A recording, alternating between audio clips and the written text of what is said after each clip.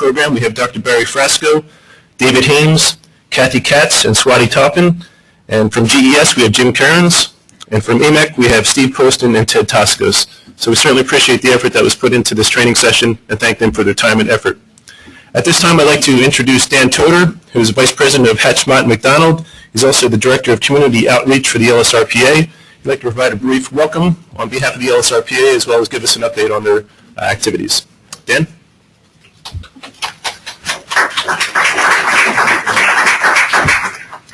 Thanks, George. I'll get out of the way pretty quickly because we have a packed agenda this afternoon. Joe, could you put up the next slide? Or can I do it? Okay, there we go. Just a word about our sponsors. Every time we have one of these sessions, we have refreshments in the room.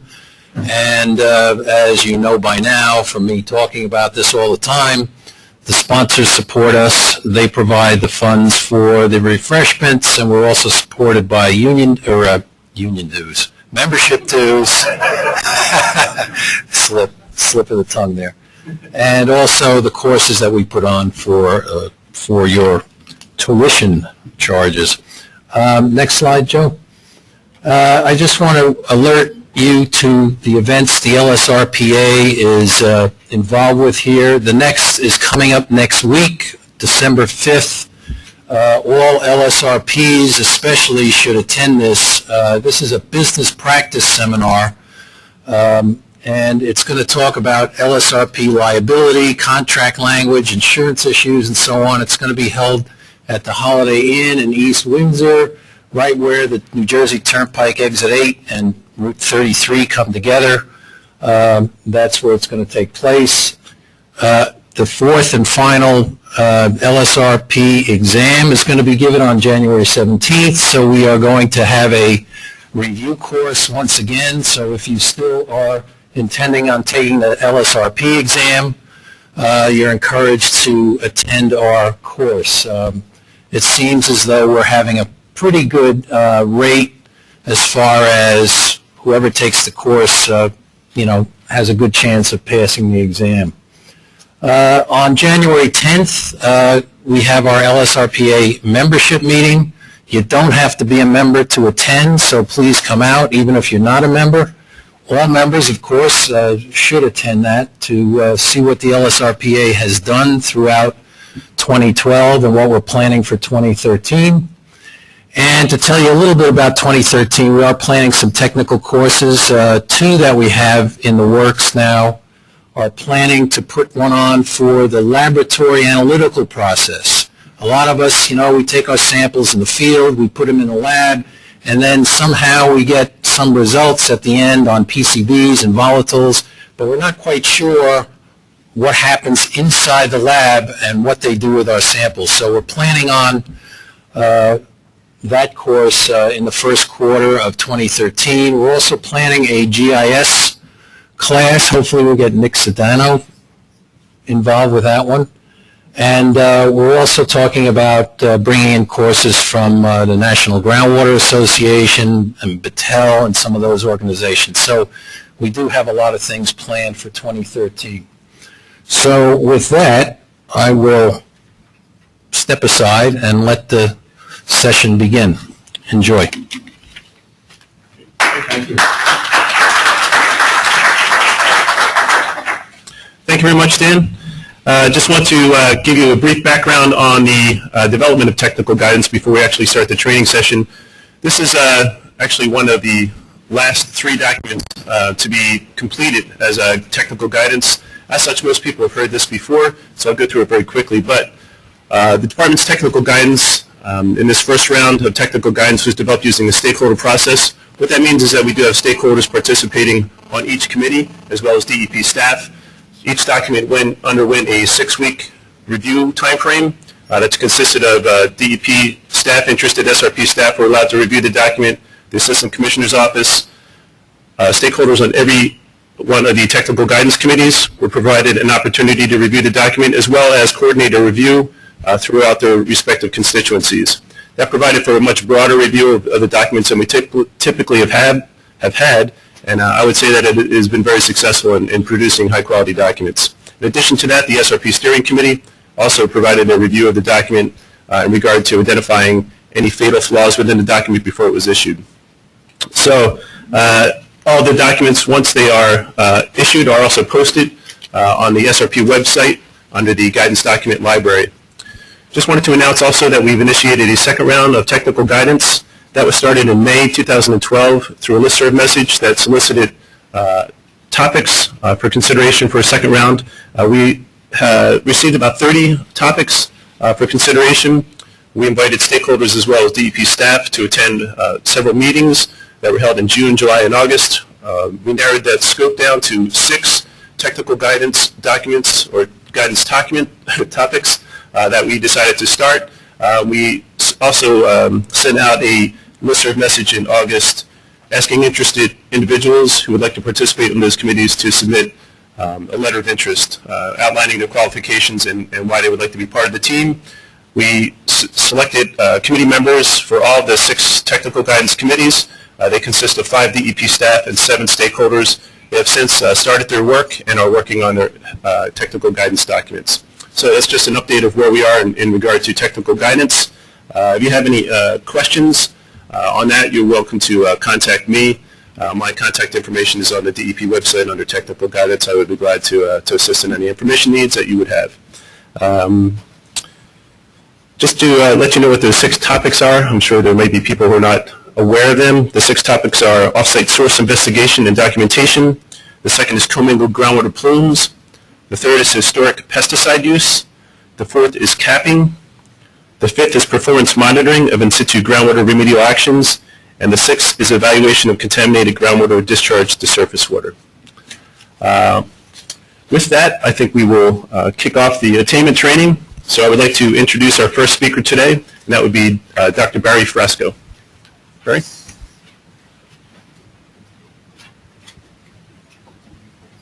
Is there a... Clicker? I'll tell you what, I'll go find one and you just nod. Okay. Well, good afternoon, everyone. How are you on this grand and glorious day? The weather out there is just beautiful, isn't it?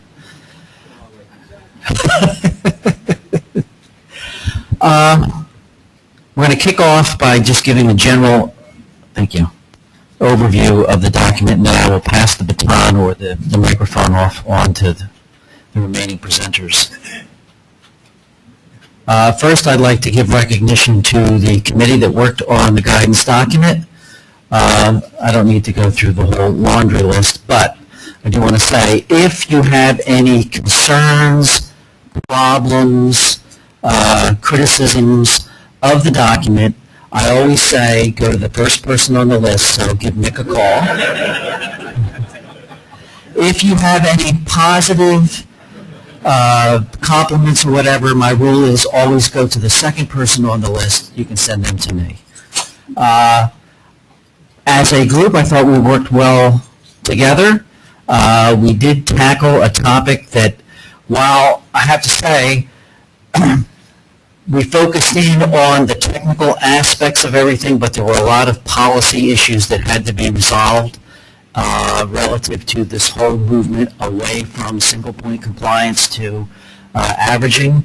But I think as a group we got along quite well, collegially, no fisticuffs or anything. So, and I think, and again, I could be a little biased, but I think we put together a pretty good guidance document. This is what we would like to cover today, just a general overview. I'm going to talk about some general concepts underlying the document. Then we're going to talk about the application of the document relative to the various environmental media.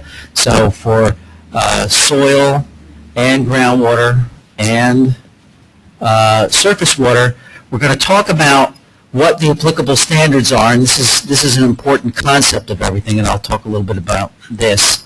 What the applicable standards are and what available compliance options are available. And these options do vary depending upon the environmental media and also depending upon the remedial phase and what your end use of the property is. Once we go through that, then we'll talk about some specific examples of the different compliance options. We'll run through a couple quick single point and arithmetic mean examples, and then we'll get to the meat of the examples when we talk about the 95th percentile upper confidence level, when we talk about spatially weighted averaging, and when we get to the 75% 10x protocol. So basically, this is what we're going to cover. I think it's a pretty ambitious schedule, but I think we can get through it in the time frame. And I don't think we'll go over too long. I'm thinking we'll probably be out here about 7, maybe 7:30. We'll be okay. Okay. What's the purpose of the guidance document? Well, one of the major purposes of this guidance document is to assist the investigator in, first of all, identifying what the appropriate standards are. And I want to say right now, just for the sake of being easier to give this presentation, when we talk about applicable standards, we're talking about a whole laundry list of things. It includes not only promulgated standards, but site-specific standards, interim-specific standards, criteria, and generic screening levels. So all of these values can be used with this guidance document. It's important to know what your areas of concern are. It's important to know what the environmental media involved and the phase of remediation. So all of these factors come into play in terms of selecting the appropriate compliance option. Okay, and obviously, stating the obvious, in using these applicable and available compliance options, you end up that you are ensuring protection of public health and the environment. Okay, usually we talk about what this guidance document will cover, but before we get to that, I'm going to talk about what this guidance doesn't cover and what it doesn't address. And one thing is, we don't talk about sampling. That's other guidance documents, other topics. So you're not going to find anything in this document dealing with sampling methods, sampling devices, where you should collect samples. That's not the purpose of this document. And actually, it doesn't even really address per se the number of samples that you should collect. But we do have a little asterisk there in the sense that there are some instances where you need to have a minimum number of samples in order for certain of these techniques to work, particularly when we're talking about the 95% UCL and the 75% 10X protocols, that there is some baseline minimum number of samples that you need to have in order for it to work. And obviously for arithmetic mean, you have to have at least 2 samples. Hard to get a mean with only 1. Okay, it doesn't address petroleum hydrocarbons, and compliance with that is addressed in the protocol document that we have available on the web. This document doesn't address ecological impacts, so compliance with eco values are addressed in the eco-technical guidance. And for the most part, we're not dealing with vapor intrusion, although, again, the great little asterisk that we have here, we do talk a little bit in our guidance document about the ability to do averaging for groundwater screening levels. Okay. As I mentioned before, when we talk about applicable remediation standard, we are talking about a variety of issues, a variety of items. So, again, promulgated standards, interim, alternative, site-specific criteria, and screening levels can all be used as part of this guidance document. Okay. It's also important to know what the intended use of the property is going to be, because it's important to know whether or not you're looking at a residential scenario, a non-residential scenario, as we've typically looked at a worker scenario, or some other scenario, whether it be a recreational scenario, a trespasser scenario. This all comes into play in terms of what your standard is relative to your site. Your applicable standard also depends upon the particular pathway, and we're going to talk about this again in more detail. In terms of soil, you're looking at direct contact issues. You are potentially looking at impact to groundwater issues. You could have impacted groundwater, you could have impacted surface water, and all of these exposure pathways, you are going to be selecting a specific remediation standard for which you're going to have to demonstrate compliance. Okay. In most cases, but not all, but in most cases, there are several options available that you can use to demonstrate or achieve compliance. And these are the ones we're going to talk about today. The typical single point compliance, i.e. every sample meets the standard, you're fine.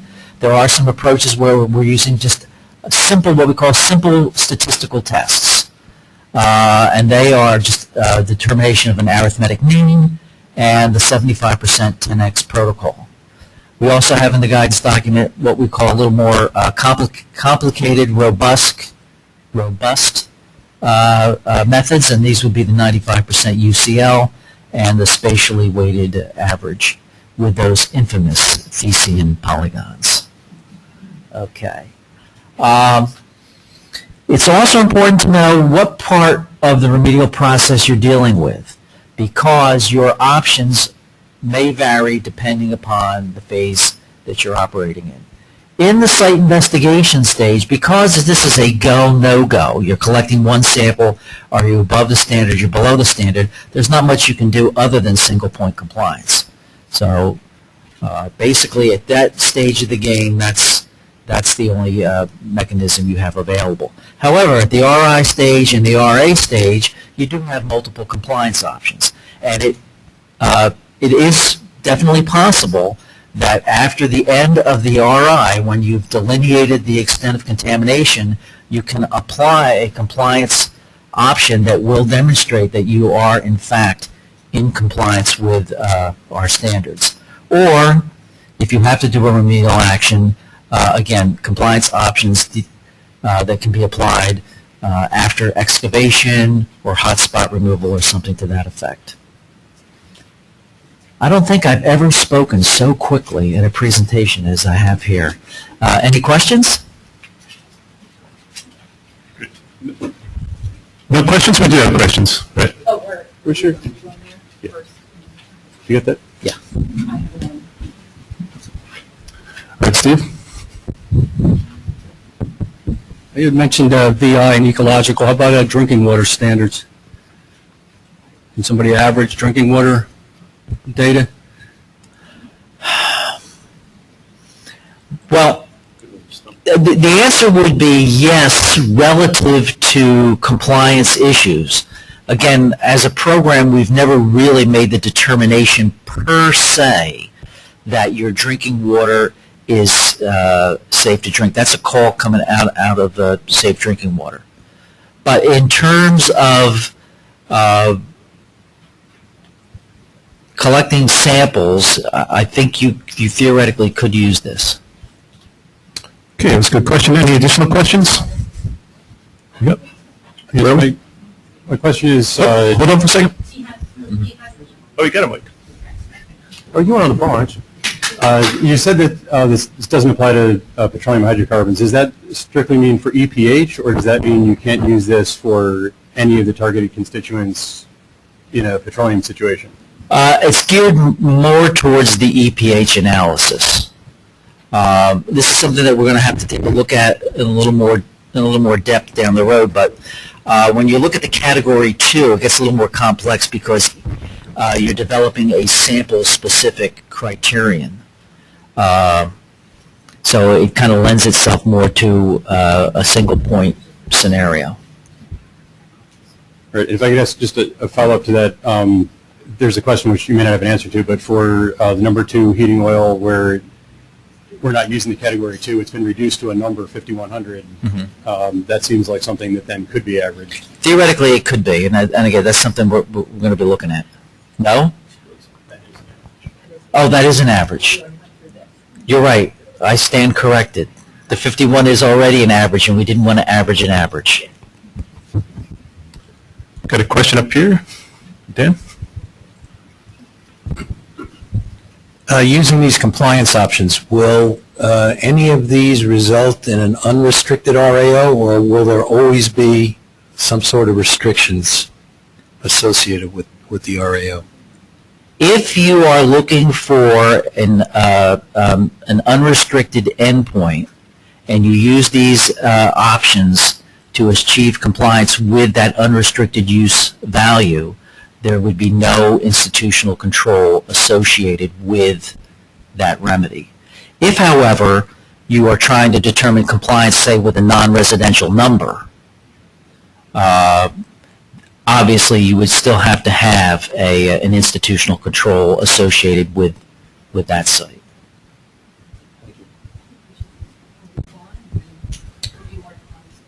Okay. So said we're going to move on, so thank you very much, Barry. Go ahead, clap for Barry. You did an excellent job. Next we have up Swati Toppin and Kathy Katz, who will be discussing soil applicability standards and compliance options. So whoever's going first, Swati?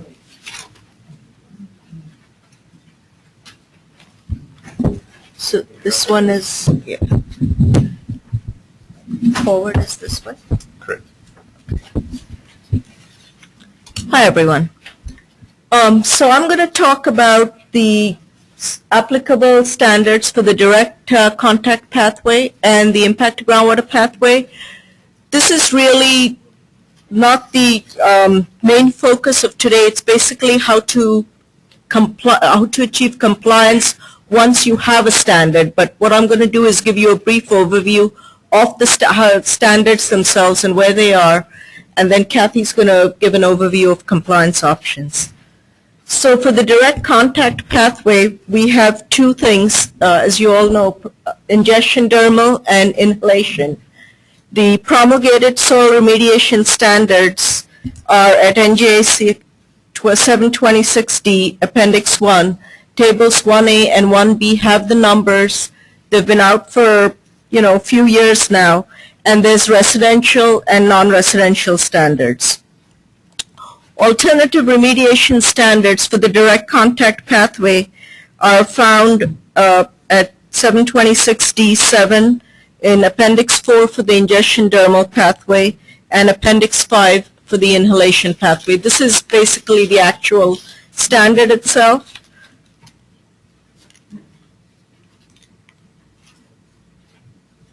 Next slide. Oops.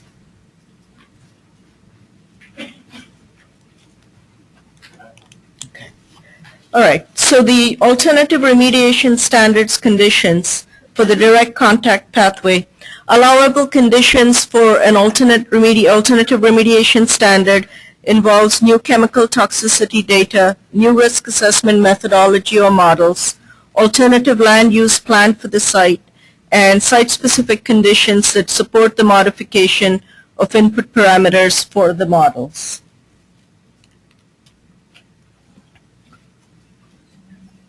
These basically require department approval prior to use, and the only exceptions that are really listed are for inhalation pathway, for modifying certain site-specific input parameters, such as depth range of contamination, the organic carbon concentration, the vegetative cover, and the average number of vehicle trips. So basically you either have a standard or an alternative remediation standard, and at this point it's a number for the direct contact pathway. Interim soil remediation standards are for those contaminants that are not on those tables, those tables 1A and table 1B, and these can be developed using Appendix 1 or Appendix 2. Basically, it goes through the methodology that was used for the standards that we do have on those tables, and if you have a new toxicity that you're proposing or something, this can be used using Appendix 1 or Appendix 2.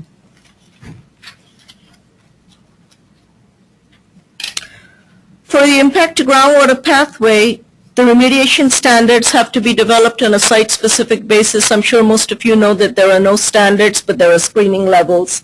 And these are dependent on Ground 1 classification, Class 1, Class 2, or Class 3. and the screening levels that we have are for class 2. So the initial starting point, a screening level, is developed using the soil water partition equation with the default input parameters. And table 1 in the guidance document has a listing of those. There are various guidance documents available to develop site-specific impact to groundwater standards in other ways. Right now, there are the SPLP, the soil water partition equation with variations on the parameter values, the dilution attenuation factor variation, sea soil Veros zone modeling, and sea soil 8123D Veros saturated zone modeling.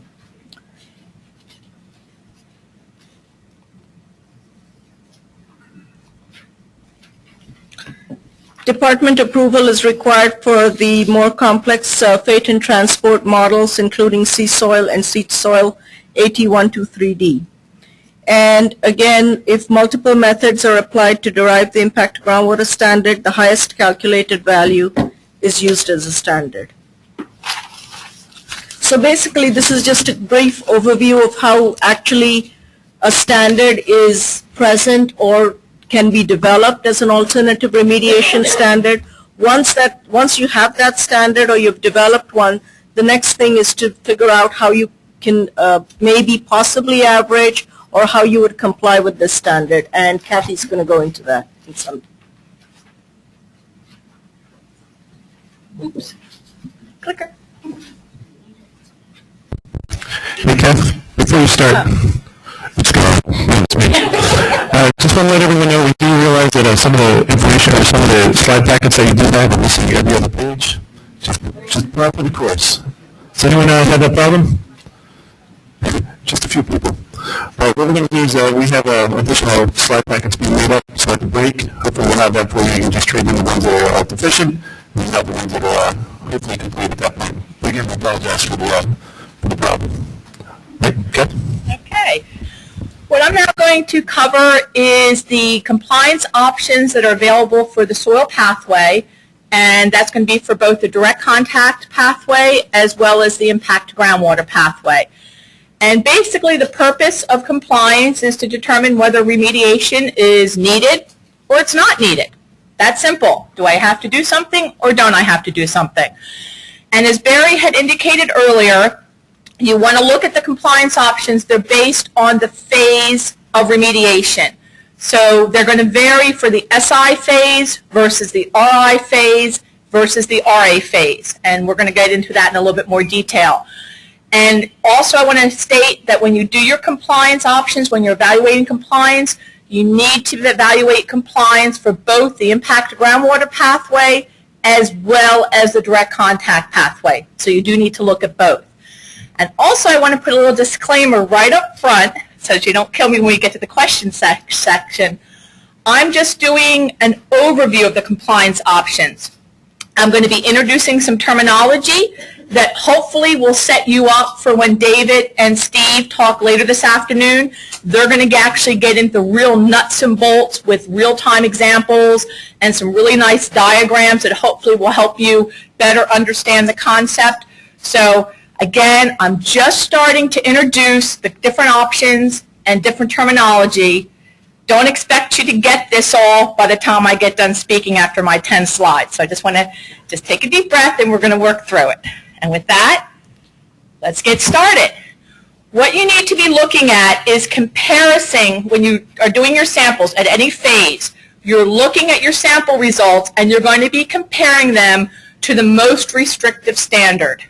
And again, as Swati had talked about a few minutes earlier, it's whether you are using a promulgated standard, whether you are using the soil screening level for the impacted groundwater pathway, whether you've calculated and got an approved ARS, or you're using a site-specific or developed a site-specific impact to groundwater standard. For the soil pathway, that is your applicable standard, and you want to be looking at the most restrictive standard.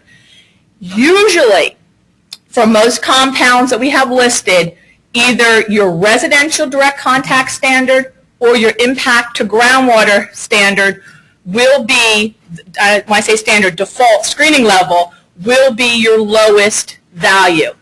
I did want to make note, there are 5 contaminants for the inhalation pathway where the non-residential number, the standard, promulgated standard, actually is lower than the residential standard. So for the 5 compounds I have listed, it's actually going to be the non-res number that will be the most restrictive. So take note of that. For the SI phase, as Barry had indicated earlier, this is your initial sampling that you're doing. You're following the appropriate technical guidance documents, either the US guidance or the soil SIRIRA, as far as the number, frequency, location, depth intervals of your initial SI samples. And when you get your sample results, it's single point compliance, meaning every single sample that you have taken in the SI phase needs to be at or below the most restrictive, either most restrictive direct contact standard or impact to groundwater standard, because again, you're looking at both pathways. If you're below the standard, great, you're done. You stop at the SI phase for that area of concern or the site, depending on what you're looking at. If you're above the standard, the applicable standard, then you are either going to proceed on to the RA or RI phase. There we go. For the RI phase, before we can even talk about any type of compliance options, you need to make sure your delineation is complete. Both horizontal and vertical extent of delineation in the soil, again, to the applicable standard, either the direct contact or the IGW, impact to groundwater. Remember, when you're delineating, the impact to groundwater standards only apply to the Vetus zone. However, the direct contact pathway standards apply vertically to the center of the earth, or basically you hit rock and you can't collect any more soil. So keep that in mind.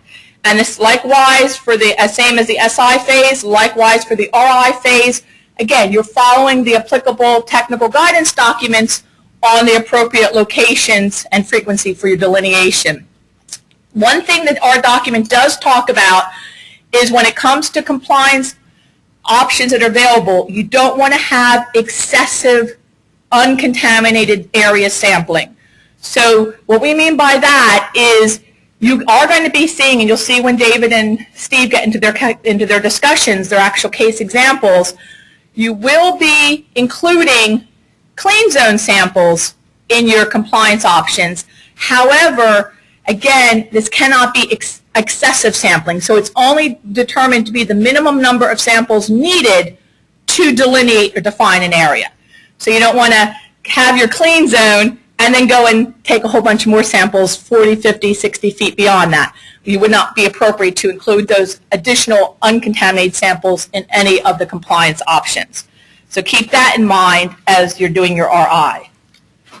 Also for your RI phase, for the direct contact pathways, Barry had indicated earlier, your endpoint for delineation depends on the end use of the property.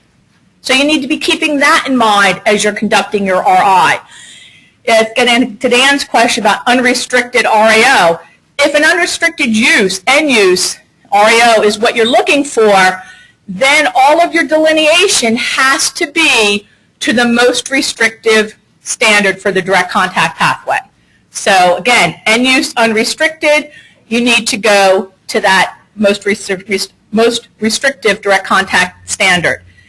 If you want to have a limited use restriction, there you can apply the non-residential standards. However, that will require an institutional control. You will have to have a deed notice and a soil RA permit. Keep that in mind. And you would delineate to the property boundary or the area of concern to the non-res standard. However, if you're doing an entire site and you meet the non-res standard at the property boundary, that's fine for the institutional control, but any off-site area has to be delineated to the most restrictive residential number. So while non-res number would apply for your institutional control on-site, off-site you would have to still delineate to the most restrictive residential number or most restrictive number. And finally, for restricted use, again, it depends on end use. If you want to have it redeveloped as a residential site, you're going to have to delineate to the property boundaries and off-site to the most restrictive standard, and you would need both an engineering and institutional control, so both a deed notice with a cap and your soil RA permit. If it's a non-res site, the boundary of the affected area, which is where you're delineating, can be to the non-res, and again, if you're above the non-res, you would get a cap. If you're below the non-res, you would not need that engineering control. However, property boundary and off-site is the most restrictive standard. So you need to keep that in mind as you're conducting your delineation. Uh-oh. Joe, oh, I lost Joe. Oh. Joe, next. There. Oh, we went too far. Back up. Okay, so now you've gone out, you've done your delineation, you have sample results. Now is the time we're going to look at what's available for compliance options to determine, am I done or do I need to remediate? So in the RI phase, because again, remember, we are in the soil pathway, so we're strictly soil, and we are in the RI phase. 3 options available: aromatic mean, the 95% UCL, and spatially weighted average. And again, I'm just going to give you an overview because David and Steve are going to get into more detail, but with the aromatic mean, very simple. You're just adding the sample values, dividing by the total number of samples. Caveat though, to use the aromatic mean, you have to have 9 or fewer samples. So if you have 11 samples, then option number 1 is not applicable. You cannot use it. It's 9 or fewer values. Also, it talks about you can use it when you have more samples when you do not have at least 2 distinct or unique sample values. And what I mean by that, the best way to this, because we've gotten actually quite a few emails about this since the documents hit the street, what we found is the best way to describe it. If you have gone out and you've collected 12 samples, so you have your initial hotspot, you've delineated your area, you have 12 sample results that you're looking at. If 11 of those sample results are non-detect, and your 1 sample is 5 part per million, which happens to be over standard, that is only 2 unique sample values. So while you're above the requirement for minimum or no more than 9 samples for the aromatic mean, you are allowed to use the aromatic mean because you fall into the category of 2 or fewer distinct sample values. So that is the only time you could have more than 9 samples that you could use the aromatic mean. Also, when you're using the aromatic mean, if you have a non-detect, you want to treat that as a 0 or enter it as a 0 on your calculator when you're doing your calculations. For the 95% UCL, as Barry had indicated earlier, it's a more robust method, statistical or actually numerical method. There are computer programs available. I think ProUCL is what the old inhalation guidance document referenced for use to calculate your 95% UCL. For this particular method compliance option, you need 10 or more samples. However, as the example that I just gave, if you don't have at least 3 of those unique or distinct sample values, then you cannot use the 95% UCL. You'd have to either use the aromatic mean or the spatially weighted average. And with the spatially weighted average, again, I'll let Steve talk more about the polygons and go into lots of examples, but again, that's another option that's available. Within these options, the 95% UCL and the spatially weighted average have some terminology that they are looking at to determine when you're going to use it. And the first is the introduction of the term functional area. And that basically is the area in which you can do your compliance averaging, your compliance option. So what area, what samples can you include to do in that 95% UCL or in the spatially weighted average. The functional area is going to vary by the type of pathway and the end use of the site. So you need to keep that in mind. I know, so much to keep in mind. I apologize, but lots to think about. So as you're looking at your site, for the impact to groundwater pathway, functional area is pretty easy. It's basically your AOC as not to exceed 100 feet, but if it does exceed 100 feet, then you have some additional professional judgment to make it a larger area. So basically your groundwater AOC for soils you can use for the 95% UCL.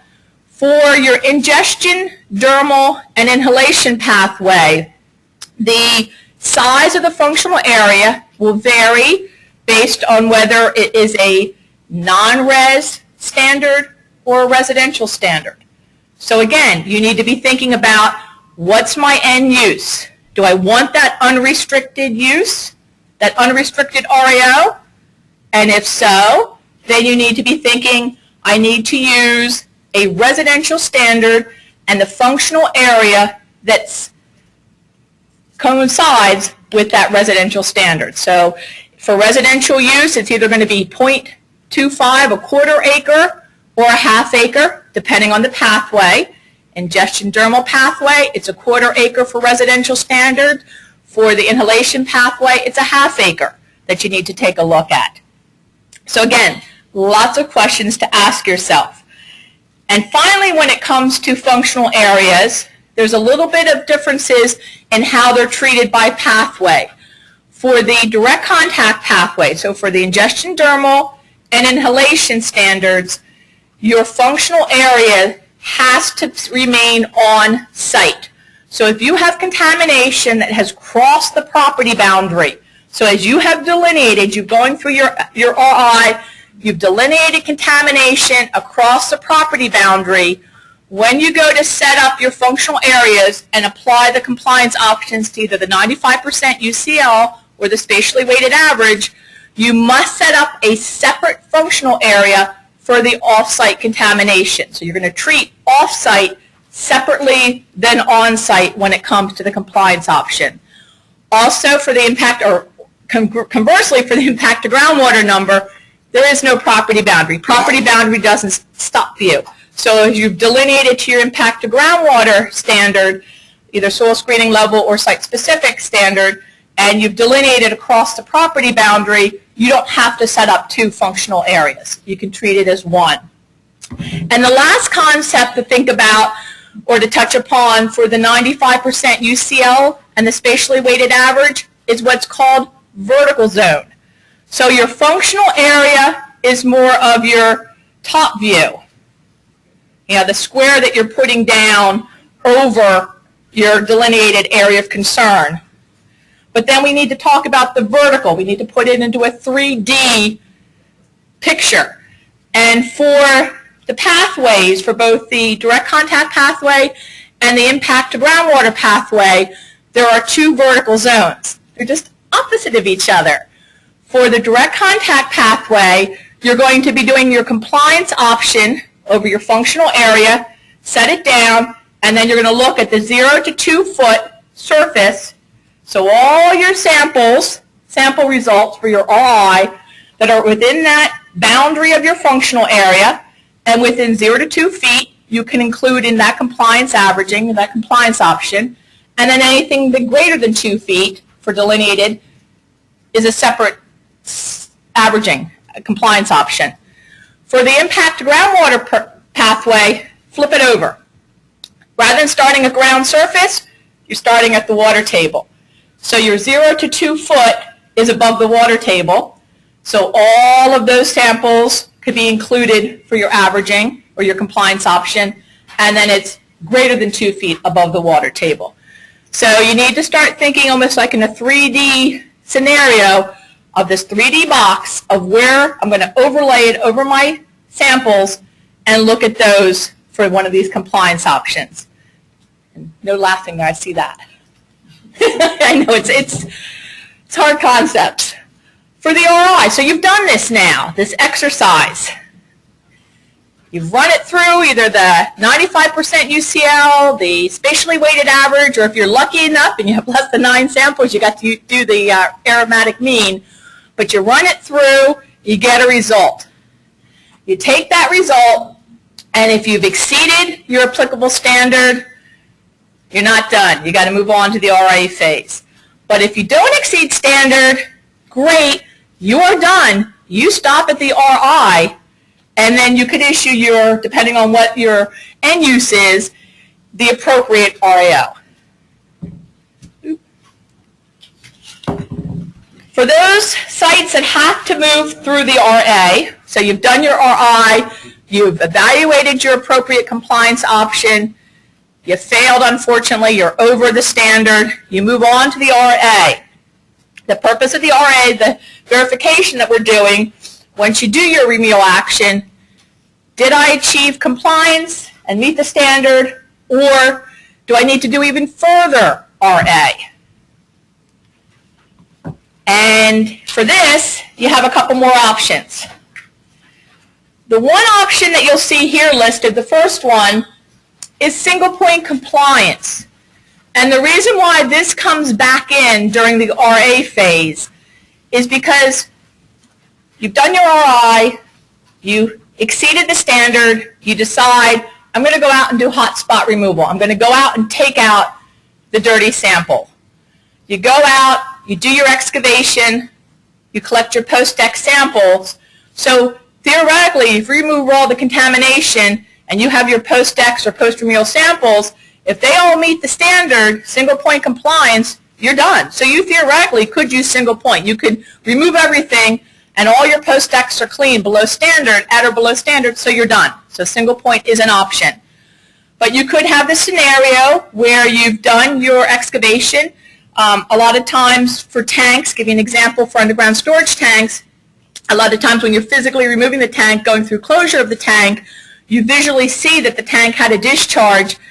A lot of times you will skip the RI phase and go right to the RA and over-excavate. So you could have a lot of scenarios where your post-excavation samples that you've collected, some of them will be below standard, some of them will be over standard. Again, this is for an over-excavation of a tank. So what options are available there? As you can see, the first 3 are still in your toolbox. They are still viable options if you'd like to use them in the RA phase. But we've also added another option, compliance option in the RA phase, and that is the term that you've heard Barry talk about earlier, the 75% 10x option. And that basically is where you have over-excavated or excavated, you collect or in situ remediation, you've taken your samples, and 75% of the samples are less than the applicable standard, and none of the samples are more than or exceed 10 times the standard. There is a minimum requirement for the 75-10x option. You do need a minimum of 8 post-remedial, post-ex samples, and the number increases depending on the amount of soil that is excavated. So keep that in mind. And again, that's Steve. Steve's going to cover that one. I'm not sure I remember who's got that compliance option. Steve's going to go into more detail with that. And similar to the RI phase, if you've done your compliance options, you've looked at your sample results, you've decided to use one of the compliance options, you then compare that result to the standard, to the applicable remediation standard. If you're below standard, you're done. If you're above standard, then you can either continue to implement a remedial action if you want an unrestricted use, or if you're okay with implementing an engineering or institutional control, then you can do that. And this is just a flow chart just to try to help show the thought process with the direct contact pathway for the RA phase. So here you see, and pointer? No pointer? Right. Oh, there we go. So again, here's your applicable remediation standard that's been exceeded.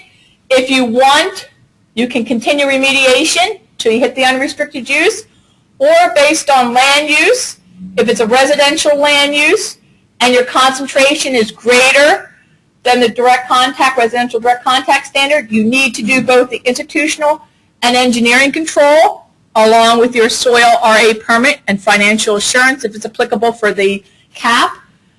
If the end use is non-res, if you're greater than, here's the non-res number, here is where your sample concentration ended up being, you only need an institutional control, which is the deed notice, but if you're above, for both, you need the engineering and institutional control along with your soil permit and the financial assurance if applicable.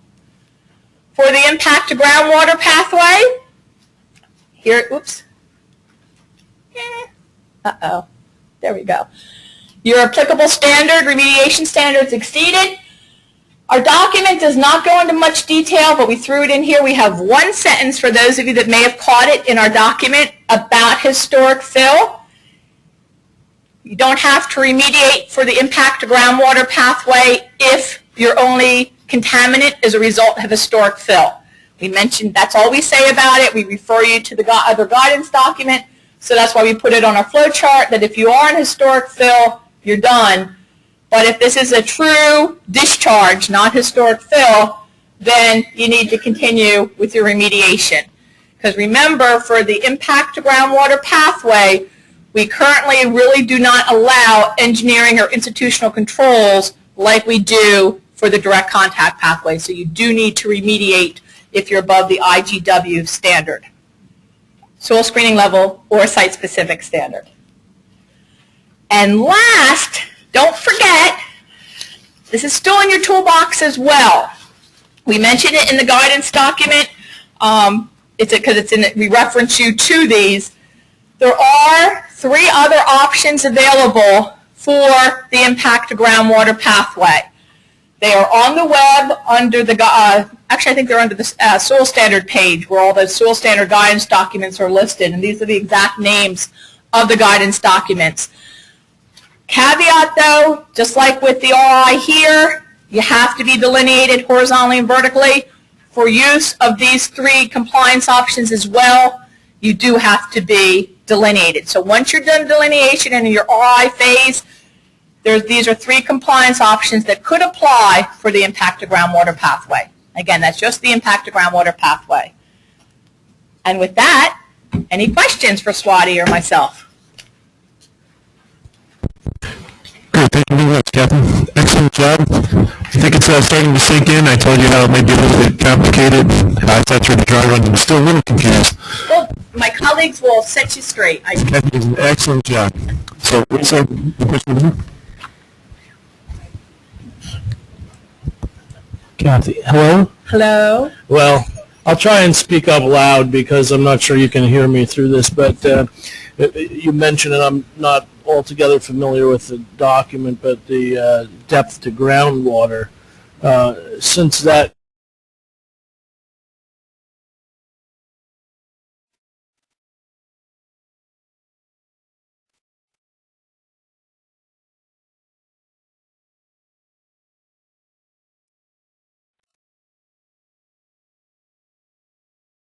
Recommend you average to get the value. Thank you, Swati. Additional questions? Sure, a quick one. Arithmetic means depth does not matter. No, actually, You only said that in 95% of the Yeah. cases. and You can average surface, subsurface samples in the past, you weren't able to do that. but no, you need both layers, but our document's silent on that. I already did it, so. I'm only kidding. No, that's excellent, because the document does not talk about function, depth on, That's correct. It'll have to be Thank you for that, pointing that out. That's good. Another question? So, can you answer the question? 0 to 2 and 2, greater than 2 if you're for the direct contact pathway, and 0 to 2 above the water table, or greater than 2 above the water table for impact to groundwater. So that vertical zone, that 2-layer does reference as well. So you're averaging samples in the one layer, samples in the other layer, so you have 2 averages you come up with for Yes. compliance. Okay, thanks. I'll take once you pass that around, Tessie, I'm going to take one from the web. It says, can compliance averaging be applied during due diligence, phase 2, to address a marginal, localized SRS exceedance if the contaminant is not believed to be from the discharge, or would the original sample result need to be reported as a discharge?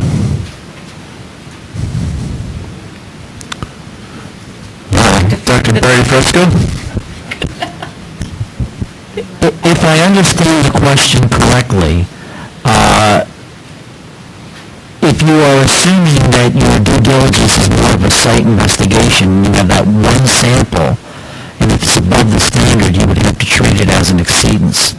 Now, I mean, if you want to do, go out and just do a quick round of sampling around that point, demonstrate that you have a small AOC, and you can use those clean zone to average it out, then that would be fine. But it's still a case, wouldn't it have to be reported because you're above standard? I would say yes. Oh, you're Yeah. above standard, Yes. so even though you're in a phase 2, you'd have to report it to the hotline, you're over standard, retain an LSRP, and come in to the program. Right.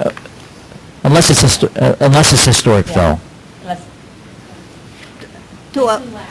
Yes, to apply an average.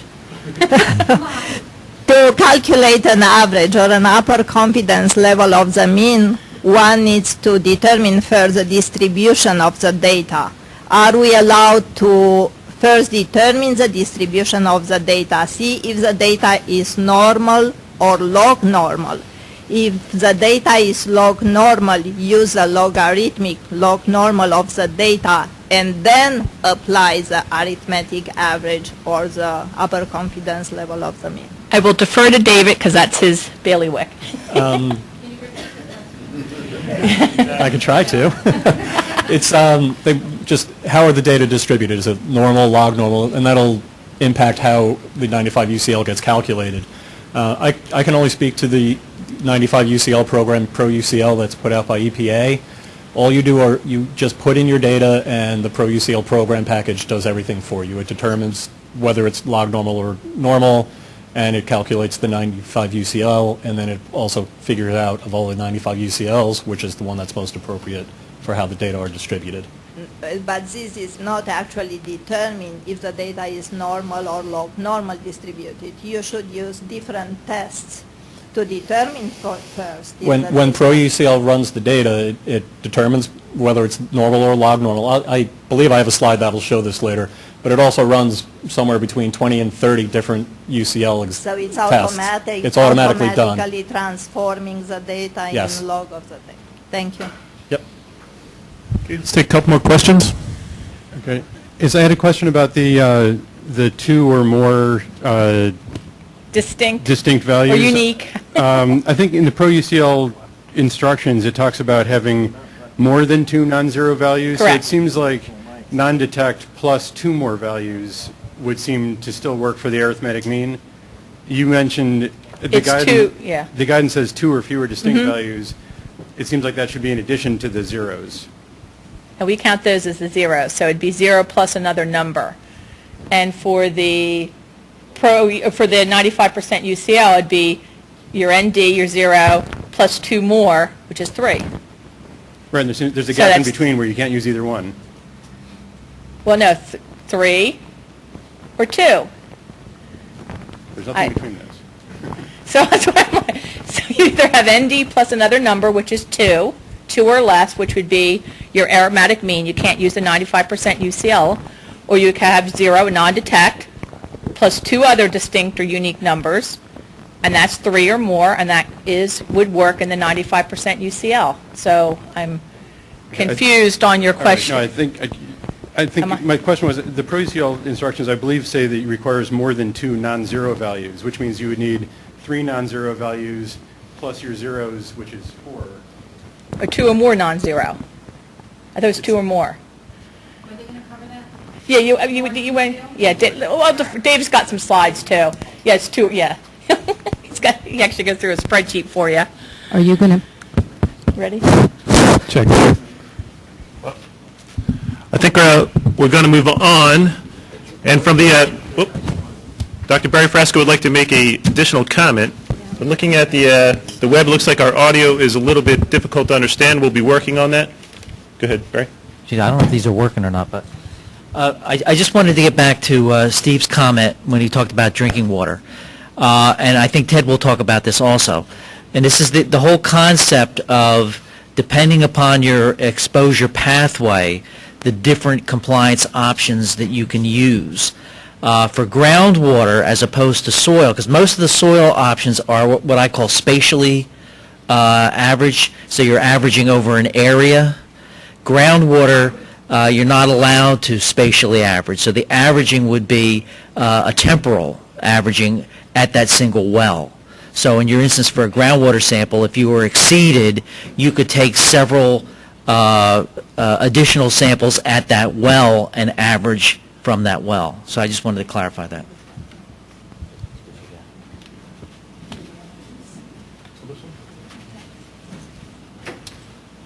Thank you, Barry. And now feel free to continue on the web those fine remarks about our bad microphones. We're working on fixing that, but it's very difficult because the room sound is a little bit different than the web sound. So please have a little bit of patience with us, but continue to give us the feedback, and we'll be working on it as we go on. So next up, we have Ted Toscas, who's going to be giving us some information on groundwater applicable standards and compliance options. So Ted. Thank you, George. Let's see.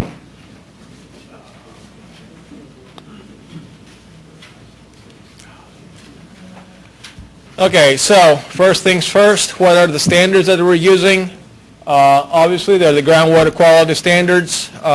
Regulation recognizes three classes of groundwater, 1, 2, and 3. The regulation also recognizes interim groundwater quality standards for those parameters that don't have a promulgated standard.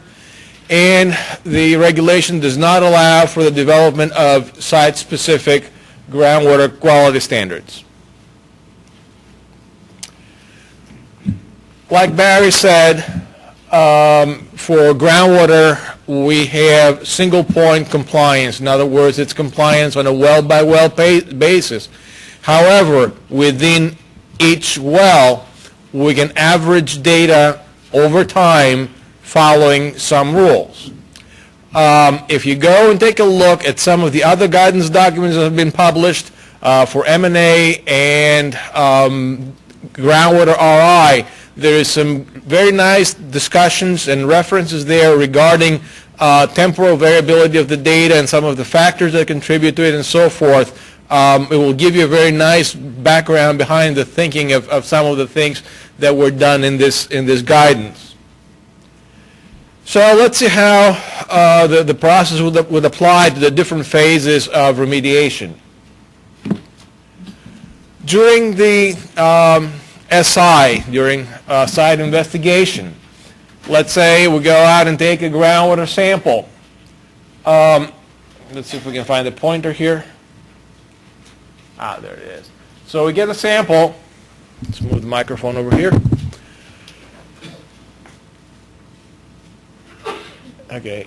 If the results do not exceed groundwater quality standards, then the SI is complete for that particular well, for that particular AOC. However, if the results exceed the groundwater quality standards, then we have the option to go back and take 2 more samples out of that well within 60 days of the original sampling event.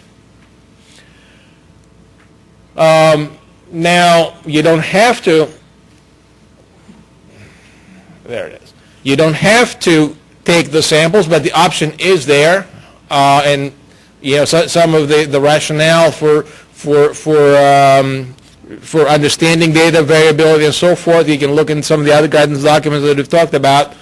So if you decide that the numbers are pretty real and it's not going to change, and you say, okay, fine, we're not going to take 2 more samples, proceed to RI. But if you choose to take 2 more samples from that well within 60 days and average the 3 results, then I guess one of 2 things are going to happen.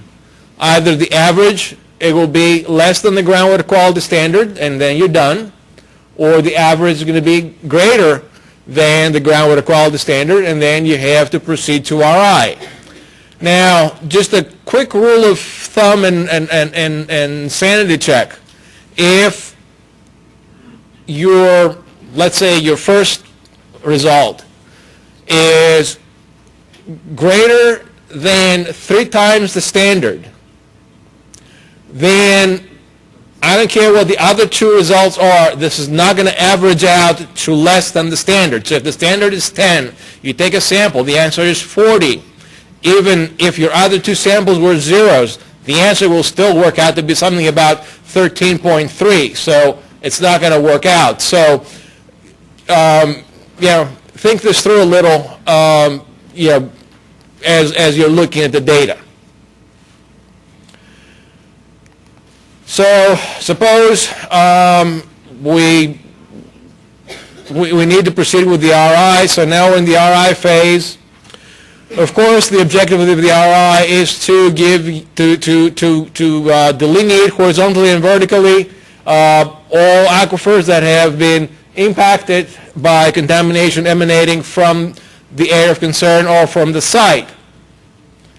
So here we are. We've taken our groundwater sample, and the question is, does it exceed groundwater quality standards? If the answer is no, then if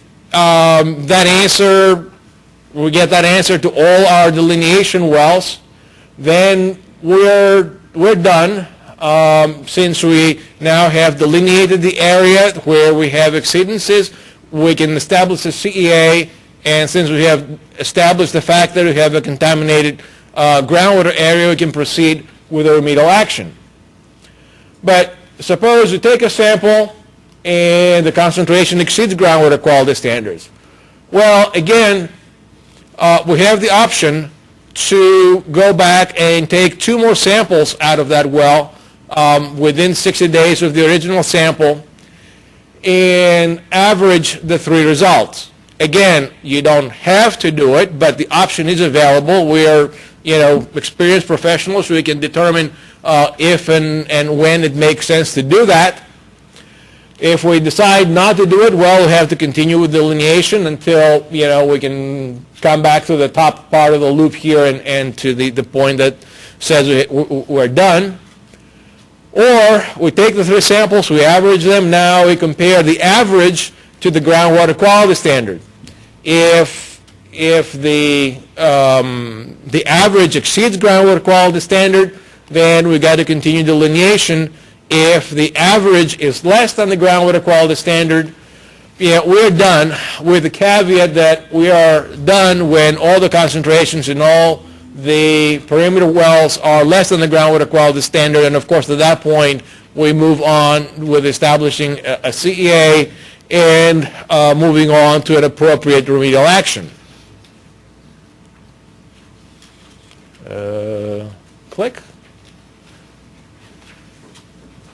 So we're now past the RI stage. We're now into the remedial action permit. If we're looking at an active remediation system, the system has to be operating as advertised for a year, at which point the DEP will issue the RAO and the LSRP the DEP will issue the permit and the LSRP can move on with the RAO. Click. If it's a passive remedy like MONT or natural attenuation, essentially we have to go either by what's in guidance or what's in the RAO templates, and at that point we get the permit and the RAO. And when everything is said and done, we reach a point where we think that we're done. ARC sets the conditions for for how the permit and the CEA can be removed, and that's essentially, as stated here, if concentration exceeds groundwater, you have to take 2 consecutive confirmatory samples within 180 days, and if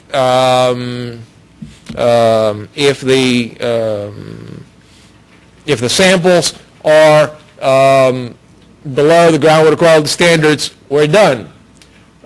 To illustrate the logic a little bit more, we go out, grab our first sample based on these provisions in ARCS, check it against groundwater quality standards. Best of cases, it does not exceed standard. Take a second round of sample under a different hydrologic regime. It's not above groundwater quality standards. In other words, it meets groundwater quality standards. So we're done. The CEA is removed and remedial action permit is terminated. Well, suppose though that the first sample that we took here exceeded groundwater quality standards. Well, we have again the option to go back to the offending well or wells and take 2 more samples within 60 days and average all 3 results. Well, if we look at the data and for whatever reason we decide not to go down this pathway, then we pretty much throw in the towel and continue remediation. Click. There you go. But suppose we decide that it's appropriate to do this, then we take our 2 more samples, we average all 3, and compare to groundwater quality standards. Does it exceed standards? Yes. All right. So it didn't work out. Continue remediation. Click. No. Well, after the appropriate amount of time elapses, and we're now into a different set of hydrogeologic conditions than the first sample. We take our second sample here, and again the question is, does it pass groundwater quality standards? If the answer is yes, then we're done. But if no, again, you got the option of taking 2 more samples from the failing well within 60 days, average all 3 results. And again, you look at the data and say, no, it doesn't make sense to do that, and continue remediation, or look at the data and say, yeah, it makes sense to do that, and we do it. Compare the average to the groundwater quality standards.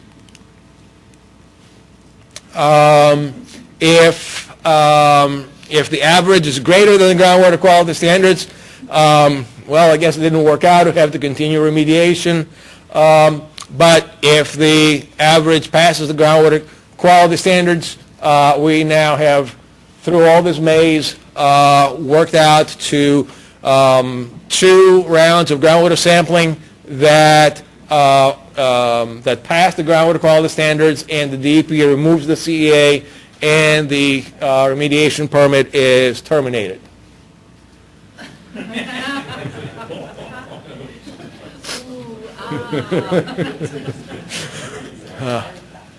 Something about if your head is not spinning by now.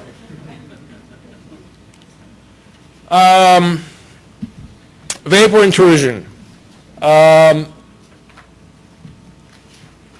Essentially, we're only looking at the groundwater screening levels for VI, and the data can be treated the same way where it is shown for the SI phase to see whether in fact we do or don't come in below the VI groundwater screening levels. But again, this applies only to the groundwater, not to any vapor results.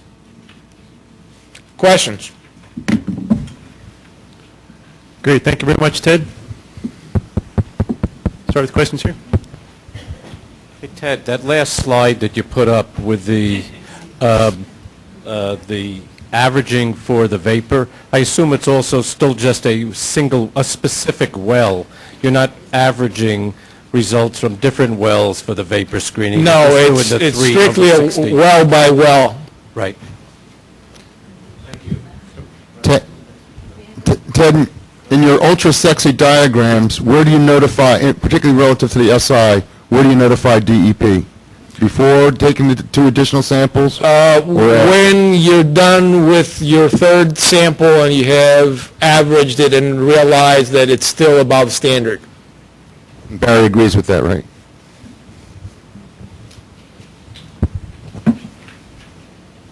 Ted, maybe this is a better question for Barry. But on your flow chart and on page 47, when you've reached that point of compliance at the end of a CEA, and you submit the paperwork to terminate the groundwater remedial action permit, there's a question that's arisen: should the LSRP then write an RAO to make it an unrestricted RAO for that project, since you're now at that end of the road? Or does the termination of the groundwater remedial action permit end the day and make it superfluous?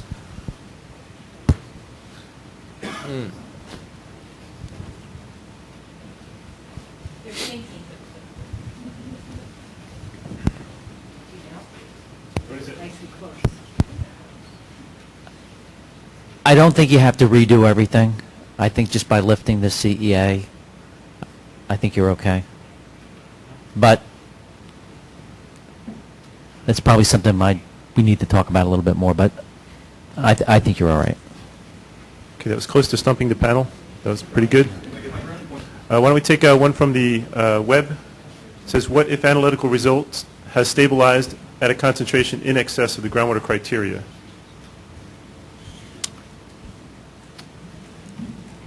Ted, any thoughts on that? Well, I think that is addressed in one of the RAO attachments that talks about minimal concentrations that don't decline below groundwater quality standards. Yeah. Section 2 of the RAO guides. Okay. Let's take one more. It's from Daniel Gardner. It says, contemporary well points be utilized for compliance averaging. Well, strictly speaking, a temporary well point is 48 or 72 hours, so you will not physically have the temporary well point in there long enough to do any of this. So. Okay. Additional question? One over here. Hey, Ted, when you're talking about averaging a non-detect, are you talking about 0, the PQL, the MDL? We didn't really talk too much about that. Barry, what's your thoughts? I think we basically... Dr. Fresco, hold on.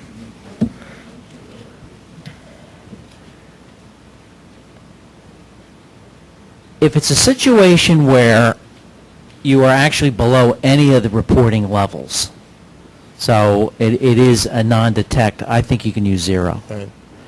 If you are reporting something that's an estimated value, a J value, I would use the J value if that's been reported. Okay, let's take 2 more questions. Jim? What if you're in a non-degradation area like the Pinelands? You can't use this thing, right? Well, again, I think the issue is, what is the final answer? I mean, if you have one sample that shows a detection and 2 samples that don't show a detection, and your average turns out to be a non-impact, then the answer is non-impact. If you're, after at the end of that, you still have something, you have something. By default, you always will, because it's the PQL finally, Yeah. class one, which is nothing. The only way to Yeah, get something is Well, in a Class 1 area, it's basically natural quality. So you could have some detectable values for some constituents, some metals potentially, but if you're talking about primarily organics and the organics that we normally deal with, the department is always defaulted relative to compliance to a PQL. So theoretically, I think you could do some compliance averaging as long as you didn't exceed the PQL. But Barry, that's why I asked the question, because particularly with the vapor intrusion groundwater screening levels, the screening level, like for TCE, is the PQL. So you could have a result of 1.2, and then you could have 2 NDs reported as a PQL, and you can't get below the standard by averaging those 3 numbers. That's why I was asking if you can use a 0 or... The 0. Yeah. So as long as, I'm sorry. As long as you're below the PQL, okay, I got you, I understand. Yeah, no, we're not going to go that. Yes, Nick's correct. You would use the 0. So you would have 2 zeros in the 1.2. Okay. Okay, let's take one more question, and then we will move on. Any additional questions from the floor? And I think we are okay from the web, except for the comments on questions being impossible to hear. Joe, can you hear it? Joe's monitoring? Okay, and he has been monitoring and adjusting. So again, a work in progress. Thank you very much, Ted. Appreciate it. George.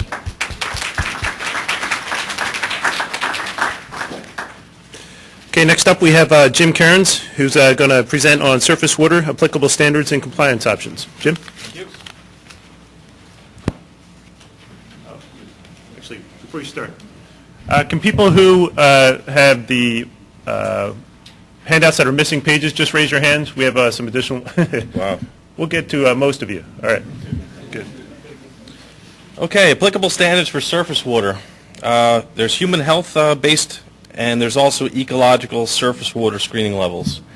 For the remediation standards for human health based is NJAC 728D subchapter 3. And that includes compliance with surface water quality criteria.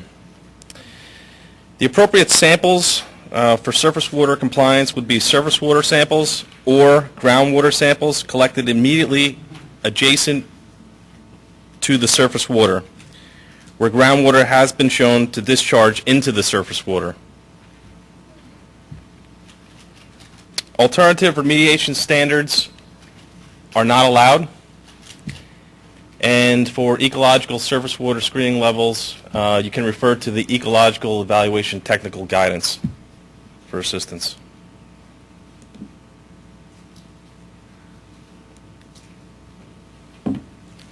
Compliance during site investigations, it's single point compliance. If concentrations exceed the surface water quality standards, you proceed to the remedial investigation. It's also necessary to determine whether there is exceedance of ecological surface water screening levels during the site investigation stage.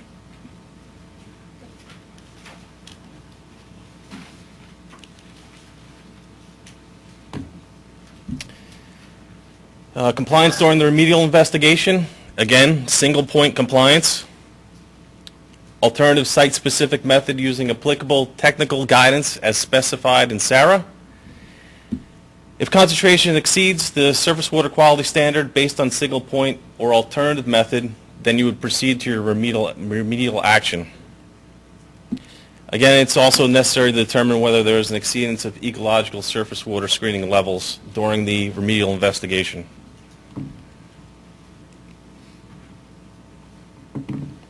Moving on to the remedial action, if required. For site closure, again, you can use single point compliance or the alternative site-specific method.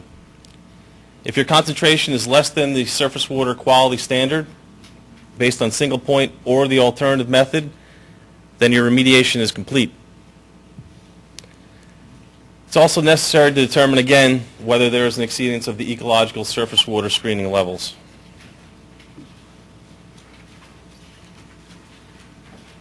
That's it. I think we have a break after me, so. Thank you, Jim. Yes, we do. Do we have questions for Jim? People obviously want to get to the break. All right. Any questions from the web, Joe?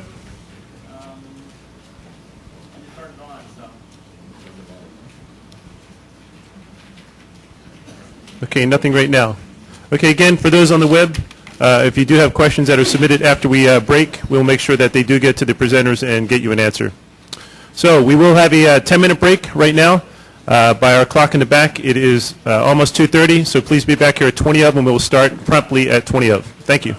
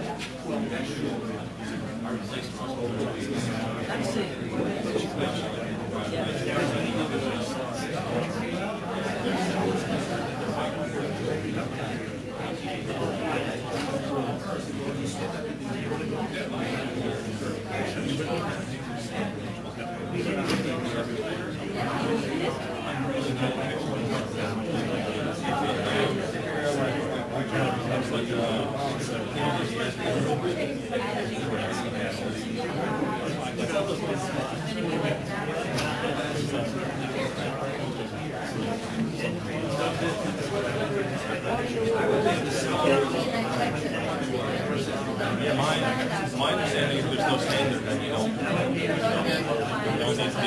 concerned with. Right.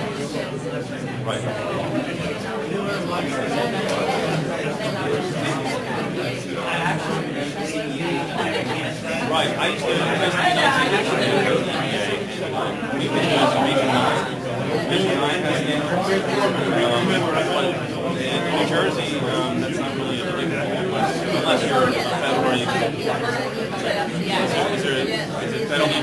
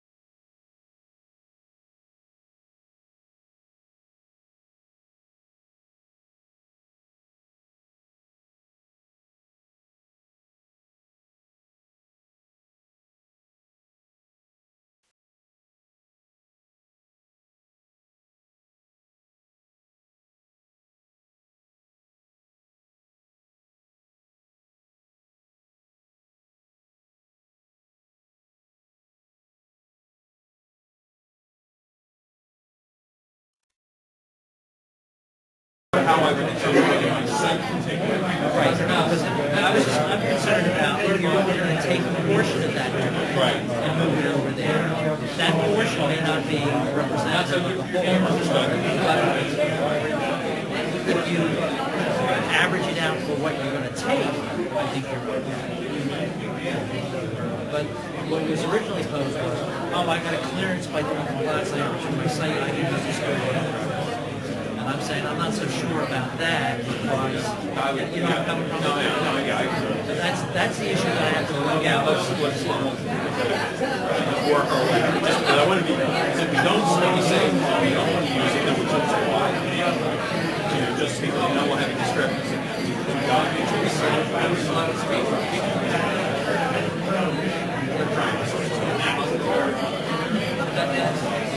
That's the concern I have. Viable tools.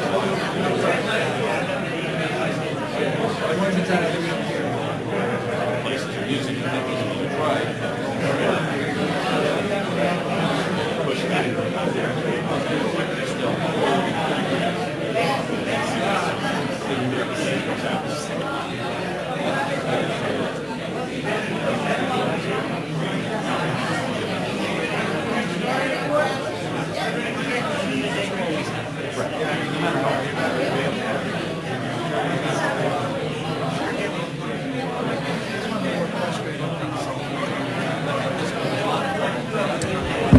All right, if everybody could please take their seats, we'll start the rest of the program.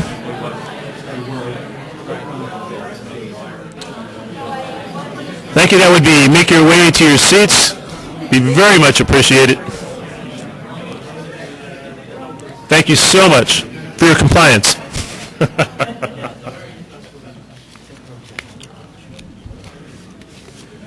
Great. Just want to keep this on track so that we can all get out of here on time. That's one of my primary functions as moderator, so I certainly appreciate that. Next up, we have David Hames from the Assistant Commissioner's Office, and David's going to be presenting on compliance averaging, the arithmetic mean, 95% UCL of the mean. Very interesting, fascinating topic, and Dave is going to make it simple for everybody to understand. So, Dave? Good luck. Thank you, sir. So fascinating. It's the second time I've dealt with this topic. A lot of this is an outgrowth from, for those of you who went to any of the training that was given 5 years ago when the remediation standards came out, 4 years ago, for the inhalation pathway. Need to speak up.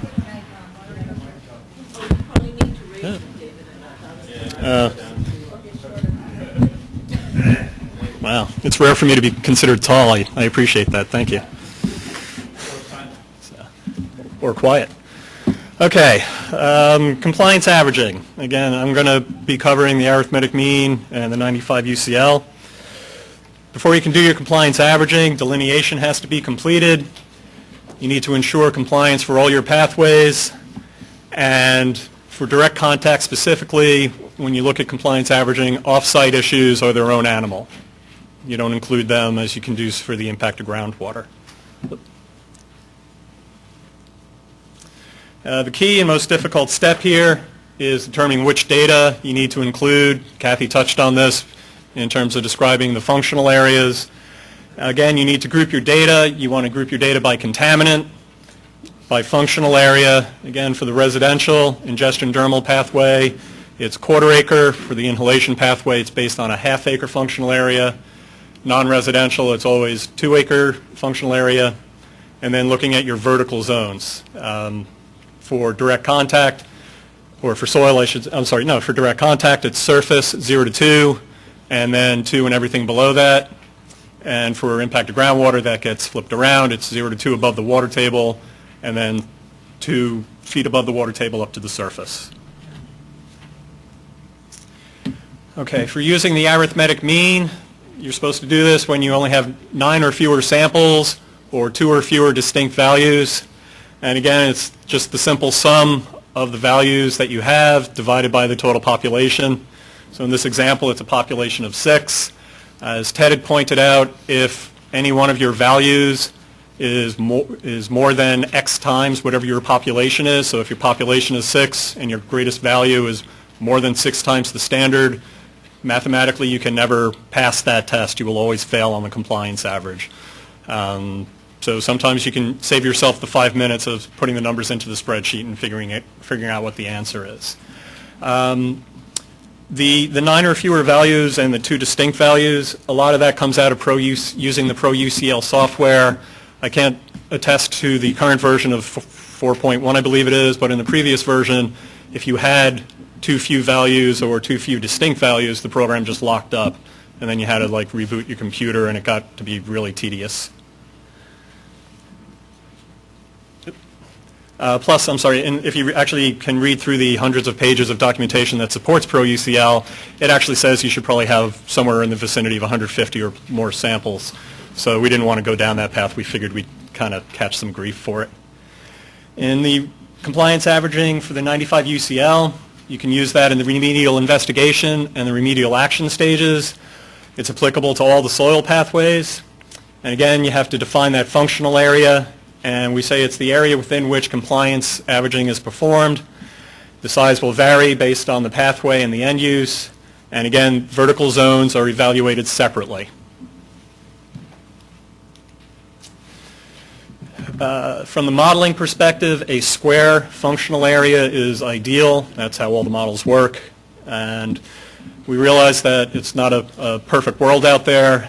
Areas of concern or sites are not always going to be a nice or square shape. So we've allowed up to a 4-to-1 ratio in terms of the length to width that is allowable for still calling that a functional area. And lastly, to facilitate the process, the last functional area can be increased up to 50%. So if you have, and I have an example of this later, if you have a 2.5 acre industrial site, you can use that entire 2.5 acres as your functional area. You can go as large as 3 acres in that situation. I guess for a residential inhalation, it would be 0.75 acres. Hey. I think the batteries are dying on this thing. Okay, again, the package that we recommend is Pro-UCL by EPA. It's mainly because I'm not allowed to say go use package X that is going to cost you money and I'm getting profit for some private company. Federal government doesn't make a profit off of this thing, so I'm allowed to extol all of its virtues to you. Again, within the program, a minimum of 10 samples required. You can't do excessive sampling of the uncontaminated area. Just putting it graphically, you use that initial ring of clean samples for demonstrating delineation. You can't then grab another few dozen clean samples knowing that that'll drag your number down when you do your averaging. And again, no remediation is required in the RI stage, or you can consider remediation complete in the RA stage if your 95% UCL is less than the applicable remediation standard. And again, I'll have some examples of this as we go through. Distinguishing the vertical zones based on the pathway, again, it flips depending on if you're looking at direct contact versus impact to groundwater. Again, the functional area is based on the pathway and the end use, residential versus non-residential. And you want to look at things worst case first. Okay. This is a diagram of what Kathy was trying to demonstrate earlier, where how you overlay. Again, you have a 0 to 2, and I apologize, I do not have the flipped over version for the impact to groundwater, so everybody just has to kind of stand on their head for that portion of the talk. But again, you look at 0 to 2 and everything below 2 feet. I thought I'd seen one of the questions earlier that on the web version. Somebody had asked what happens in that between the 2 feet surface and the 2 feet above the water table. And again, you're always accounting for it. It just is a matter of are you heading up or down in terms of direct contact versus impact to groundwater. And there are some situations where your functional areas may be offset. You may have you had a storage pad that leaked, so you have a 0 to 2 incident in one area over here, and you may have had a tank that leaked, so you have something in the subsurface that you need to address in that portion of the picture on the right-hand side. I'm sorry, my other right-hand side, the left. Again, you want to do worst case first and continue until the standard is achieved. You look at that worst case area, it passes, you're done. You don't have to compliance average in any other of the areas of the site. If it fails, then you move on to the next one. Areas that do not exceed the relevant standard do not have to be evaluated, so you have an area of concern where everything in the SI comes up below the standard, don't even look at that for averaging. You've already achieved compliance through the single point. Off-site areas are handled separately, and again, a lot of the intent for that, specific to soils, is that you cannot contaminate the off-site property. The next door neighbor owns that property. You can't force them to take on a deed notice, et cetera, et cetera. If you discuss with them and they are willing to take on a deed notice, that's a different issue. Then you can, again, potentially do some compliance averaging for that.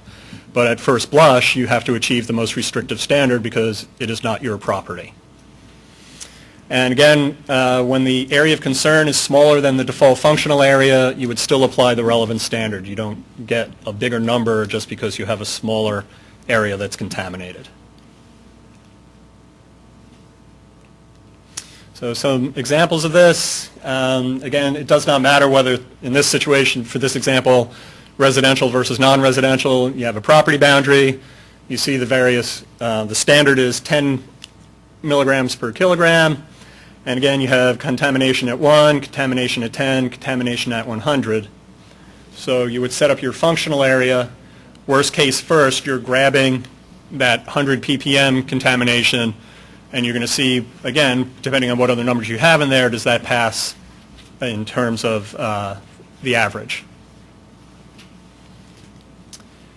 Assuming that that worst case fails, you would then move on. You would do your next functional area. And again, it doesn't matter for residential, non-residential. And then the bottom half of this, you wouldn't have to look at anything, as it's indicating that everything is below standard. This is an example of where you can expand the functional area. And again, the 10 ppm marks delineation. This is, in this example, we're going to say it's a non-residential site, and that this functional area actually works out to be 2.75 acres. So again, you're within that additional 50% limit. It's less than 3 acres total. So you can expand that area and just do one simple functional area rather than doing 2 sets of calculations. Here's an example where, again, the standard is 10, so you just have that little bullseye in the middle. You would still use all the data that are correct to use in terms of delineation that fall within that full-size functional area.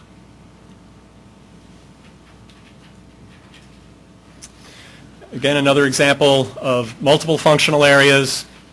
I'm sorry if I'm going really quickly, but part of it's the New Yorker in me. I rush through things. Again, depending on what your contamination is or your contaminants are, so you have 2 separate functional areas. There may be some overlap in terms of where the functional areas are placed, but how you use the data are totally separate, one for each set of functional areas, or for each functional area. A real-life example of a 15-acre industrial facility. I can't promise that the scale on this is correct. It's been manipulated one too many times through PowerPoint. So it's benzene contamination, and as we go through it, so you have a central area that's greater than 20 milligrams per kilogram contamination, slightly larger area that's above the inhalation standard at 2 milligrams per kilogram, and this is the 2-acre parcel, or the functional area. In this situation, for the surface soils, did not pass in terms of, doing the 95 UCL. It didn't work, so additional delineation was required for this site. A second example is naphthalene, same idea, hopefully. 2 separate areas of contamination, and as the delineation was completed, it was seen that the contamination overlapped. The first functional area was put here as a worst case, as it was a much larger volume. I guess I can point to that. Compared to this area here, it was a much greater volume. That failed, so they moved on to the second area to figure out where additional remediation was required. That also failed. And then finally, this little swath over here on the left, that one managed to pass through with all of the calculations. So I'm going to go specifically or strictly to Pro-UCL in terms of a program to use. And again, for those of you who sat through the inhalation discussion however many years ago, these slides are pretty much the same. The program hasn't been changed all that much. So basically, you just open up the program. You can load data either manually, you can just input the data yourself, or you can actually import it through Excel as it's a spreadsheet format. You can load data one of two ways. You can load it with non-detects or just load your data as they actually exist, in which case you're supposed to put in PQLs through the program. You're not supposed to put in zeros for the NDs. This specific example, I'm putting in the NDs, and it shows in the instructions, it's very specific. The first column is going to be your actual benzene concentrations. Your second column, the name has to match, and you put this little D underscore in front of it, and this is going to be an indication of whether it's a hit or an ND with zeros and ones. And so that's what's indicated on this slide. So again, in the right-hand column, the first row, the 0.33 represents a PQL. The third row, the 0.42 represents a PQL. And in, a reporting limit. I apologize, a reporting limit. And in row number 2, the 1.28 is an actual hit. You get all the data put in. You go over to that far side there. You say you want to do UCL. You're doing with NDs. And you want to run every possible permutation of the data. And this goes to your question from earlier. This is where it addresses what dispersion, how are your data distributed? Are they parametric, non-parametric, normal, log normal, etc. Whoops, that was sorry if I just blinded somebody with the laser beam there. After you make that selection, you need to move the data, and this will make sense later where you can input data from more than one set of, or you can put in data from more than one set of samples at a time. So here you're just going to click on this one arrow button that's going to move the data over into the actual use these data column. You hit the go button, and Shazam, it runs everything in a matter of seconds. It's a wonderful black box, the speed at which this program works. It gives you summary statistics at the top, how many data did you put in, how many of distinct detected data values you had, minimum values, etc. Gives you some warnings. I do not have this spreadsheet, depending on how the data are distributed and how many different UCLs it calculates and runs, can be a couple of pages long. So I'm just going to scoot down to the bottom of it. Again, it gives you all of these various distribution types and the various UCLs that it will calculate. And then down at the bottom here, I highlighted this on the program itself. It is not boxed off the way it is. It will give you whatever the valid and appropriate UCL, 95 UCL values are. In this specific example, it actually says that two of the calculated I keep saying that. 2 of the 95 UCLs are valid, and similar to the impact of groundwater pathway, if it gives you multiple values, you are allowed to use the greater of the 2 values. This example doesn't show it, but if your standard were 2, and one value came in at 1.5 and the other, I'm sorry, you get to use the lower of the 2. I always get that backwards. If one value came in at 1.5 and the other came out at 2.5, we allow you, because both values are equally valid, you are allowed to use the 1.5 and say, I have passed, I'm in compliance. Okay? We're not penalizing you and saying, sorry, tough luck, you have to use the greater value. This is an example where you can put in multiple sets of data. So again, the first 2 columns deal with benzene at the surface, and the second 2 sets of values deal with benzene at the subsurface. So again, you kind of skipped something here. So you would go to the UCL button here, select ND with all, and here you see that there are 2 separate values that you can input. And again, you can highlight them both and click on that double arrow, and you can run all sets of data at once. And again, then your spreadsheet, instead of being 5 pages long, will be 10 pages long, and you have to look for each set of values that are appropriate, the UCL values. You can also save your data out into a file, and again, you can then, if you wanted, you can move that into an Excel spreadsheet. You could save it out because you have 1,000 data points, you're not able to enter them all, you want to get home, see the kids, so you save your stuff, you can come back the next day. And again, you can export as an Excel file. This is just a quick example for the pro-UCL versus the arithmetic mean. The columns A through E are demonstrating using data that can go through pro-UCL, and G and H represent a third functional area for the same site. I guess I labeled this one as that it was off-site. And again, excuse me, because you only have 5 data values, you would have to do an arithmetic mean. You would just add the values in column G and divide by 5, and if they were above or below your value of 2, we'll pretend this is a direct contact issue, then you would know whether you passed or failed on that. I believe that is everything. Any questions? Great, thank you very much, David. For those who had a little bit of trouble reading those slides, we do realize that they violate every PowerPoint presentation rule.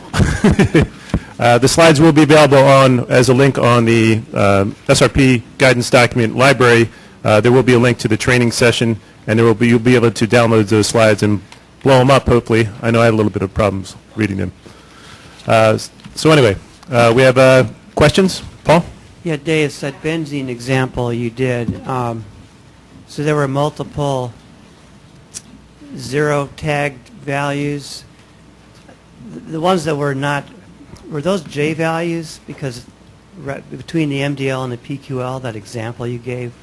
Those were reporting limits.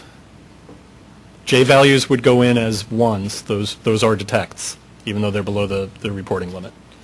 So in these situations, they were... So the reporting limit varied for each sample? That's what Yes. you're saying? Okay. Additional questions? Oh. One on the right side of the room there. Pro-UCL actually is calculating the upper confidence level of the mean for different distributions. It's not testing the distribution of your data. No, as part of the process. The question again was, does pro-UCL determine the distribution of the data?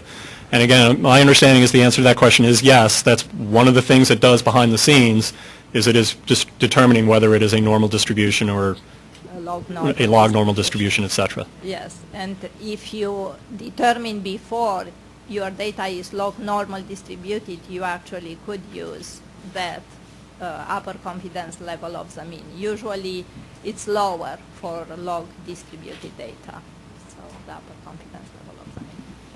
Thank you. Okay. Did people hear that in the back? Did not. Can you just repeat what was said there? Nope. You can't. No, I would. Does she have a better? Do we have better microphones? Yeah, I don't know. Let's see if we can. Is yours any better? Try that one more time. We'll turn it up a little bit.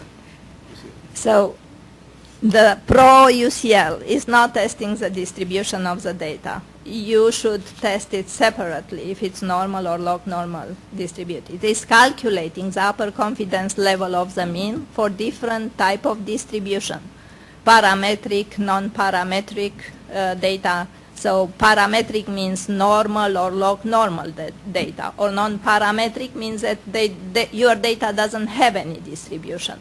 So it gives you all these 3 results, and will select one of these 3 results based on the, I don't know exactly which is a method by which is choosing one value.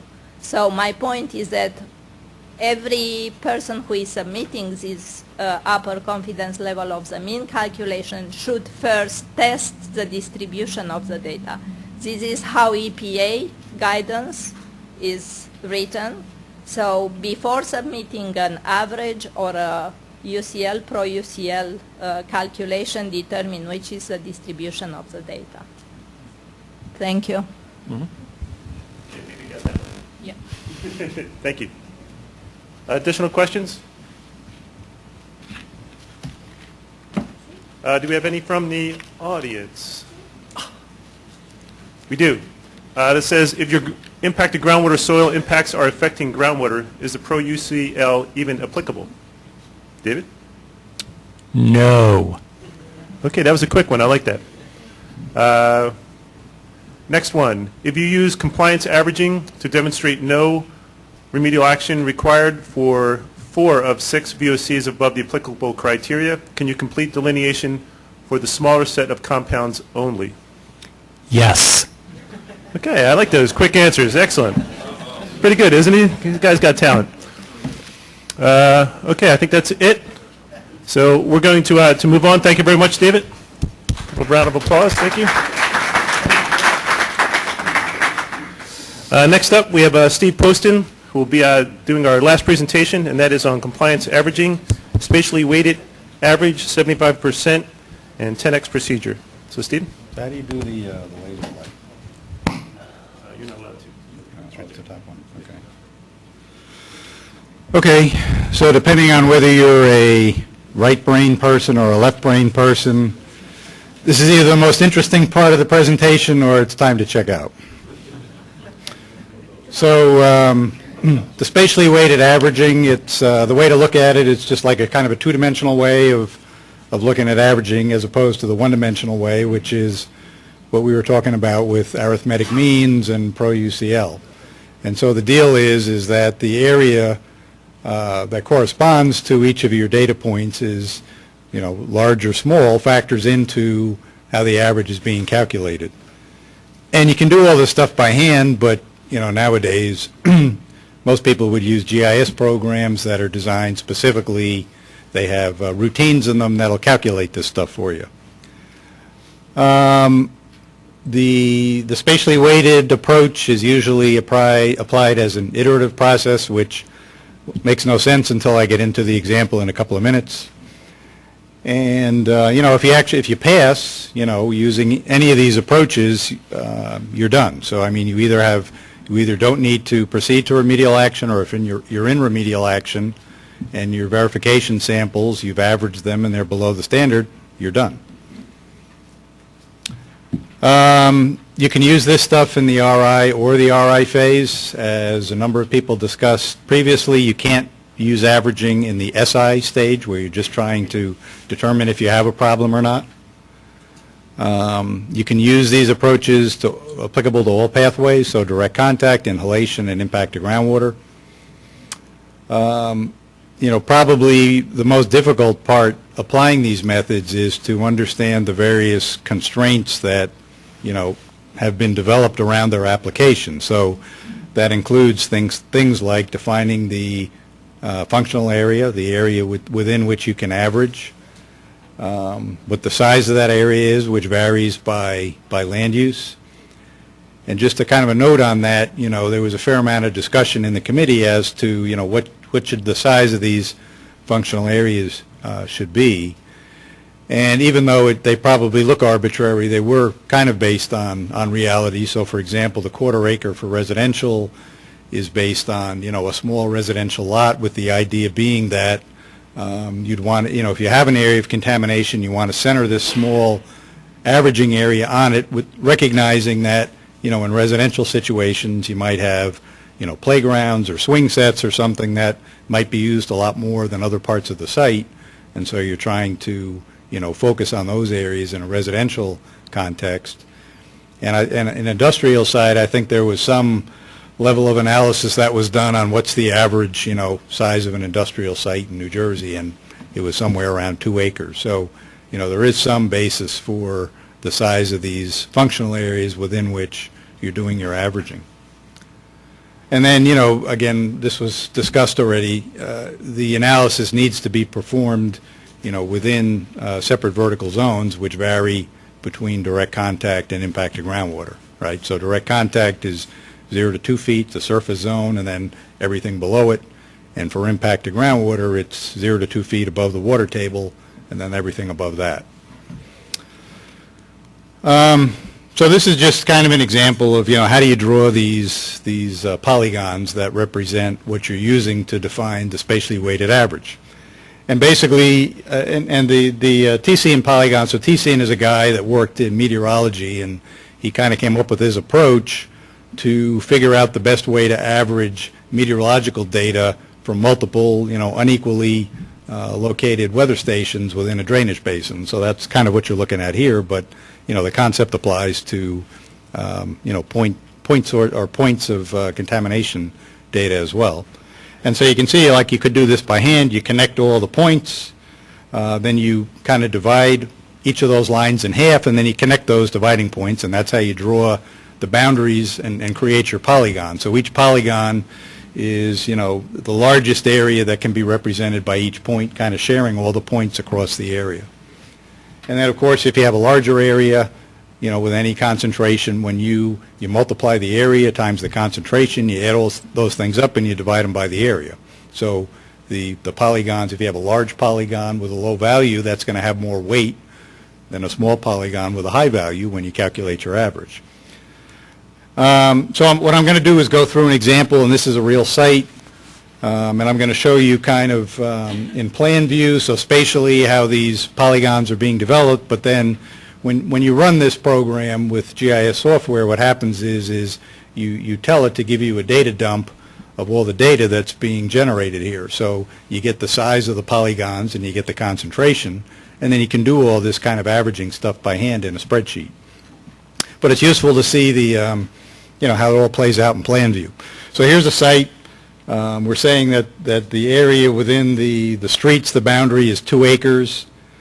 This is the 0 to 2 foot zone. The mean concentration, I guess, of all of the data, just the arithmetic, is 27 ppm. The 95% UCL is 45, and in this case, I think the standard is 8. So 8 is the number we're trying to get below when we calculate our averages. And so, on the first slide here, what we see is the GIS program has gone in and it's identified all the polygons surrounding all the data points. And in the middle of each polygon is the actual concentration. That was the sample value that was in that area. And the average of all this data, the weighted average now of these polygons is 14, right? Remember, we need to get to a cleanup standard of 8. But what I've shaded here is all of the polygons that exceed 8. So if you were to just take this on first view and say, I have to remediate my site, I'm going to excavate, and you know, you would have to excavate all of the polygons that are shaded on this diagram. And the next slide, so this is the spreadsheet. So you do a data dump from this GIS program and you get, you know, a whole bunch of data, but basically what you care about is you get the concentration associated with each polygon and you get the area of each polygon. And, you know, Excel has a little function, but, you know, it's not very difficult. You multiply the area times the concentration, add all those things up, and then divide that number by the total area. And so in this case, our weighted average is 14, and that was the number that I showed you previously on the prior slide. So the deal here is, well, we would like to minimize the area that we have to remediate. And so how would we go about this? Well, we would go and we'd find the most contaminated polygon. And for the sake of this analysis, we say we're going to remediate it. We're going to take that contaminated soil out and we're going to replace it with soil that has a concentration, let's say, that you know, equals the background concentration for that specific constituent. And then what do? Well, then we go to that spreadsheet. We pull that value out. So this is the value that's highlighted in red. This it used to be 350, and we replace it with 0.3. And we recalculate this weighted average to see now what's the weighted average across our site for this contaminant. So we pull out the most highly contaminated, or we remediate the most highly contaminated polygon. And now we're down to an average concentration of 10. We were at 14 before, but we still have to get to 8. So this wasn't enough, remediating that specific polygon, to achieve the cleanup standard for the site. So now we have to go to the next step, and that's why on that first slide I call this an iterative process, because you're going to go through this process repeatedly until you remediate enough of these more highly contaminated polygons so that the weighted average across the site drops below the cleanup standard. So now here's the plan view again. So we take out the next most highly contaminated polygon, which I think was 250, and we run through the spreadsheet, we recalculate it, and now we have a weighted average of 8.8. So we're getting pretty close now. We've taken out 2 polygons, and on the spreadsheet here again you can see that the second red highlighted square, that used to be 250. Well, we got rid of the 250. We replaced it with 0.3, which again is the background concentration. So analogous to us removing the contaminated soil and replacing it with clean fill, let's say. and we recalculated the average. Still doesn't get us to where we need to be. So now we move on and we find the third highest contaminated polygon, which I think had a concentration of 100 ppm, and we say that we're going to remediate that one as well. And now, by doing that, the weighted average has dropped below 8. It's now 7.87. So what we've done in this analysis here is shown that through this process, we've been able to achieve cleanup standards by remediating an area that's much smaller than the area that would have to be remediated if you were to simply follow single point compliance. And the idea behind this, the spatial averaging and the averaging itself, is that an exposure to a person or to an animal or whatever is not going to be to the most highly contaminated portion of the site. A 4-year-old isn't going to walk onto the site and make a beeline for the most highly contaminated spot and start eating the soil. That the exposure to the contamination is going to be some kind of average across the entire site, and that's really the basis behind all of this stuff. So you can see, I think from this example how, and it depends on the circumstance, and every site is unique, and there's, many ways that, or many judgment calls you may have to make in the application of this, but you can see how, pretty powerful it would be in terms of defining an area that's much smaller in terms of remediation than would be necessary than if you were to follow single point compliance. So any questions on that? Do you have a couple questions? Hold on. We'll start with the cats here. Steve, I noticed that the example you were giving was from the 0 to 2 foot. If you're working in the deeper zone, and you've gone vertically, you've taken several samples through the same hole, you have, I don't know, you're using your numbers, 15 at 5 feet and 18 at 8 feet. Right. How do you deal with that as far as your determination? Yeah, I think what we decided in the committee was that if you have, multiple samples at depth, 2 feet to whatever, that you would select the highest of those samples, and that would be representative of that location. All right, is there any allowance made, using that same example? I guess the idea was that we don't want to be, average, using averages of average values. Right. We would select the highest value if you have more vertical samples in that interval. And the point is when you do that separate interval, you may find that you have to follow a different process in terms of which areas require remediation than in the shallow zone. And in some cases, it may make perfect sense and be a logical thing to do, but in other cases, it may be totally crazy, and then this may not be the approach that you want to follow to figure out how to achieve remediation. Too late.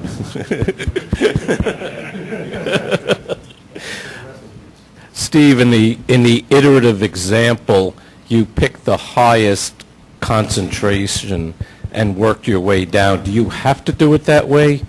If it's advantageous to pick a polygon with a lesser concentration in order to achieve your remediation, is that acceptable under the process? Well, it only makes sense to remove the highest concentration polygons first, because what you're... But the point is you're trying to get as quickly as possible to a weighted average. I understand, and that from 95% of the cases that's going to be true. Right. But if what you're taking off, and that your 300 in your example is a hazardous waste, you may choose, well, let me take off the 100 because that's not a hazardous waste, and if I take off enough 100s, I'll still achieve my standard. I'll leave the 300 behind. Right. Can I do that by the methodology? Yeah. Again, the key is the spatially weighted average concentration within your defined functional area, Right, so less the than the mass standard. over the whole area Right. is still getting lowered. All right, thank you. So in your example, I dig those 3 polygons. My LSRP is not going to require me to take post-ex samples in my excavation areas. I'm done. You're done. Now, the other kind of wrinkle to this is that you don't have to excavate those soils either. You could cap them. You could cap those polygons. Let's take one from the question from the web. This question is from Michael Conlon. Does the spatially weighted average option require DEP pre-approval? No. Answer is no. Another quick answer. I like those.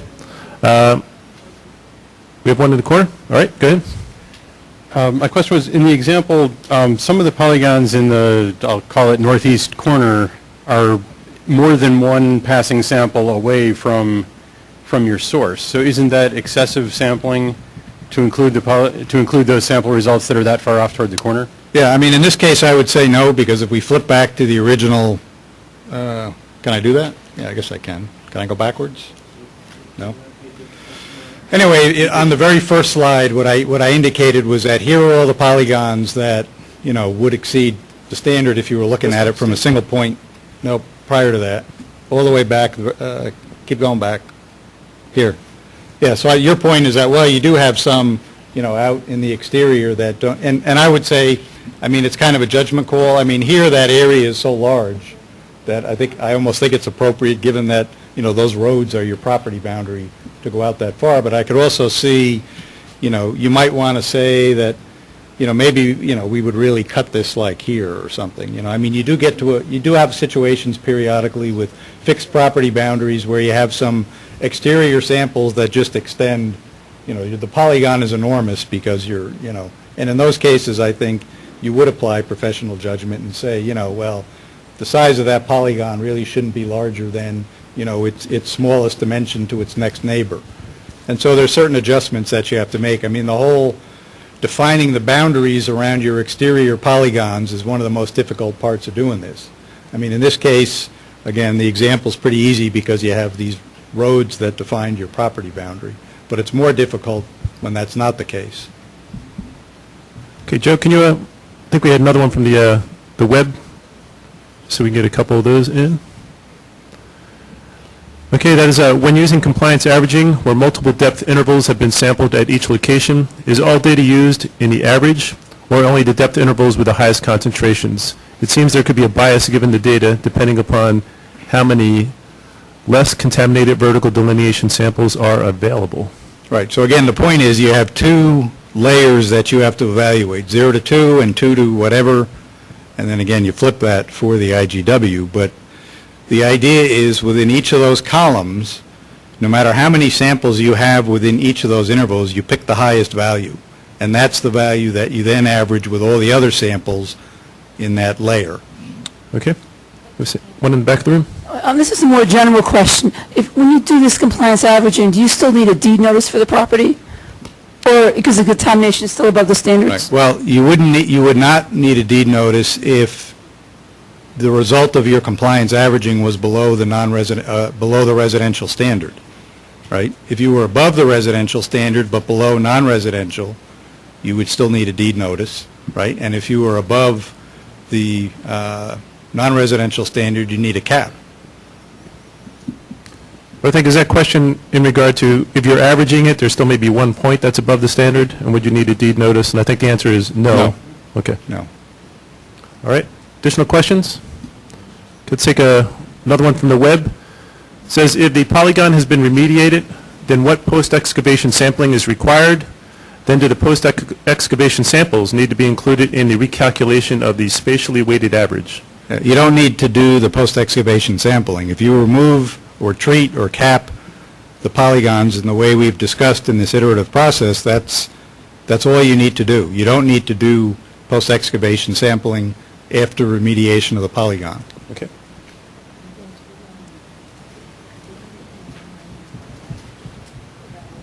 Yeah. All right, let's do one more from the web. We have one from John Donahue. It says, rather than remediate polygons, can one include additional perimeter polygons? Yeah, that would kind of be gaming the system and would not be the approach that you would take. So again, the idea here is, we're trying to be above board, and we have a contaminated area, and we have some cleaner areas around it. And, the idea is, what's the logical, reasonable approach to deal with that, right? So adding kind of clean polygons around the perimeter in areas that really have nothing to do with the source is kind of not the approach that we would want to take.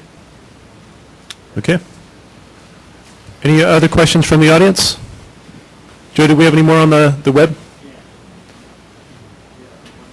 All right, let's take a couple more, and then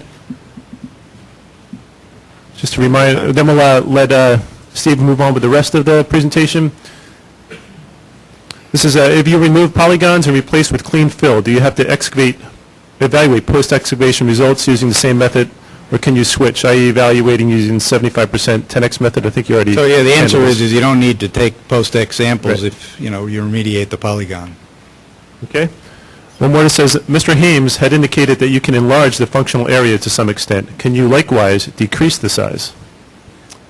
Well, I mean, the point is that you have a maximum area that you can do the averaging within. If, your AOC is much smaller and the number of cleaner samples you're going to take around it, to define the limits are smaller than the functional area, then you just go with whatever area that is. Okay. Other question, deed notice not needed if spatially weighted average achieves compliance upon removal of polygons. We already talked about that. Right. That's just making a point. Understand. One more, can you compliance average for multiple vertical zones, more than 0 to 2 feet and 2 feet to infinity? It is not intuitively obvious that averaging a sample from 70 feet below ground surface and a sample from 6 feet below ground surface is useful. I guess I would agree with that assessment, but, the way, in order to not make this ridiculously complicated, the way we kind of agreed to handle it in committee was really to limit it to two intervals. Okay, let's take one more here and then we'll move on. This says, for soil, if the spatially weighted average in the upper 2 feet meet the industrial standard, but soil below 2 feet exceed it, can the upper 2 feet be considered a direct contact barrier if deed restriction is in place? Right, so if you do the analysis and you've determined that in the 0 to 2 foot zone you don't exceed, for example, residential standards, that could actually be your cap for the material underneath that does exceed. Okay, actually, let's take this question because I think this is a good one from the web. It says, so I understand there is no maximum concentration that can be left in place with this method. You comply as long as the spatially weighted average meets the criteria. That's a pretty good point there. Yes. Okay. Just a higher concentration. Until I get stumped. Steve is doing one more, and we'll have one more from the audience, and then Steve will have you move on. So, Ms. Gaffigan? Just to follow up to that last question, so there's no merit in the 10 times the standard criteria that's used No. in the other averaging method? No. So again, the other averaging method, which we're going to get into, the 75% 10x, right? I mean, that is really kind of specifically designed just for remedial action, right? This kind of averaging can apply to the remedial investigation as well as the remedial action. But no, there's no limitation on, whatever the value of the contaminant could be, as long as the average within the constraints that you have to center the functional area on the contaminated AOC, and that the size of the area is limited, right? Within those constraints, although I think there was, do we get into the acute? That's what I was going to mention. Okay, we did it, at one point there was a discussion that, if you exceeded an acute level of contamination, that you would have to remediate that regardless. But then the problem was that, at this point nobody really knows what those acute numbers are, and so we didn't want to provide guidance saying that you had to do something for which there was no value to compare against. I just wanted to add one more thing, and I think you have to take a look at the situation. Leaving behind a high area with the idea that you're going to remediate the low, you're going to have to remove an extremely large area of soil to allow that 300 to remain behind. And I think you can see it in Steve's example, where you were only dropping from 12 to 8 by removing the 100. So these outlying areas where you're 3, 4, 5, I don't even know if you could achieve it.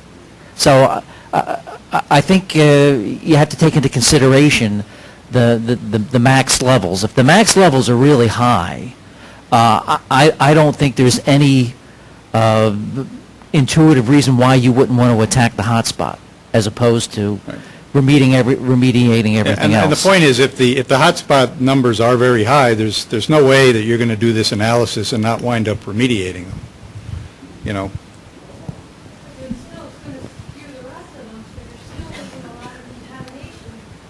Done it. You are violating the microphone policy. Yeah, I mean, again, I think the point is that the idea behind this is that, you know, an individual's exposure to the contamination is not based on single point. It is based on an average exposure over an area.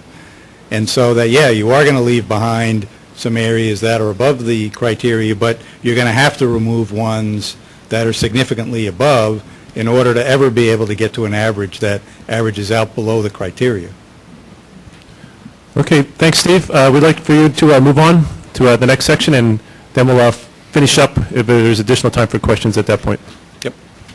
So the next, I mean, this is way simpler than the last one, but the idea, so this is based on guidance that's been in effect in Pennsylvania now for, I guess, at least 10 years. And it's applicable only to the remedial action phase. It's applicable to all soil pathways, and really has to do with post-excavation, you know, sampling, rust removal with over-excavation, you know, post-treatment soil sampling, so in situ treatment of soil, and you have your, you know, your performance standards that you're looking at, and the rust removals with over-excavation. So pretty simple. The idea is that you take your samples. If 75% of them are below criteria and none of the samples exceed the criteria by 10 times, you're done.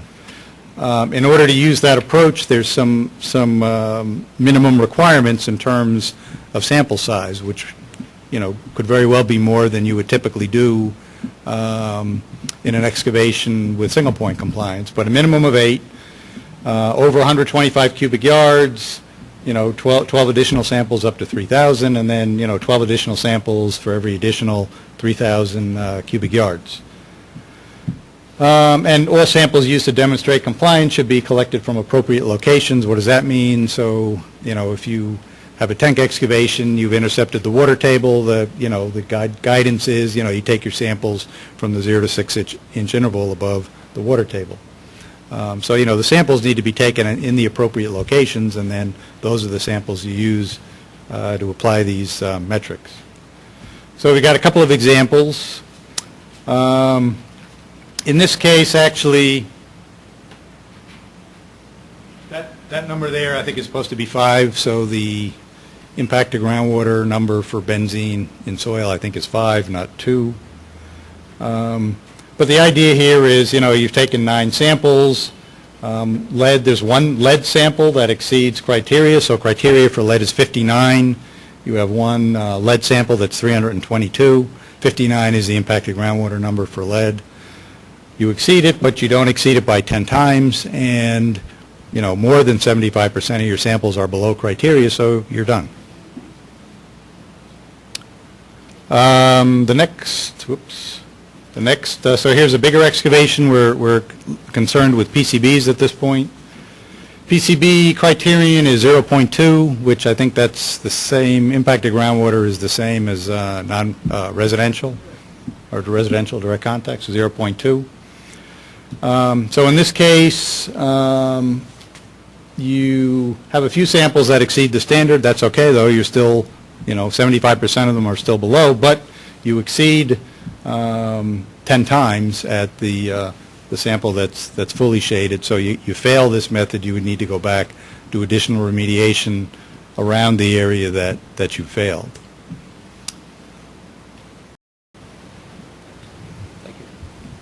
Let's take one from the web.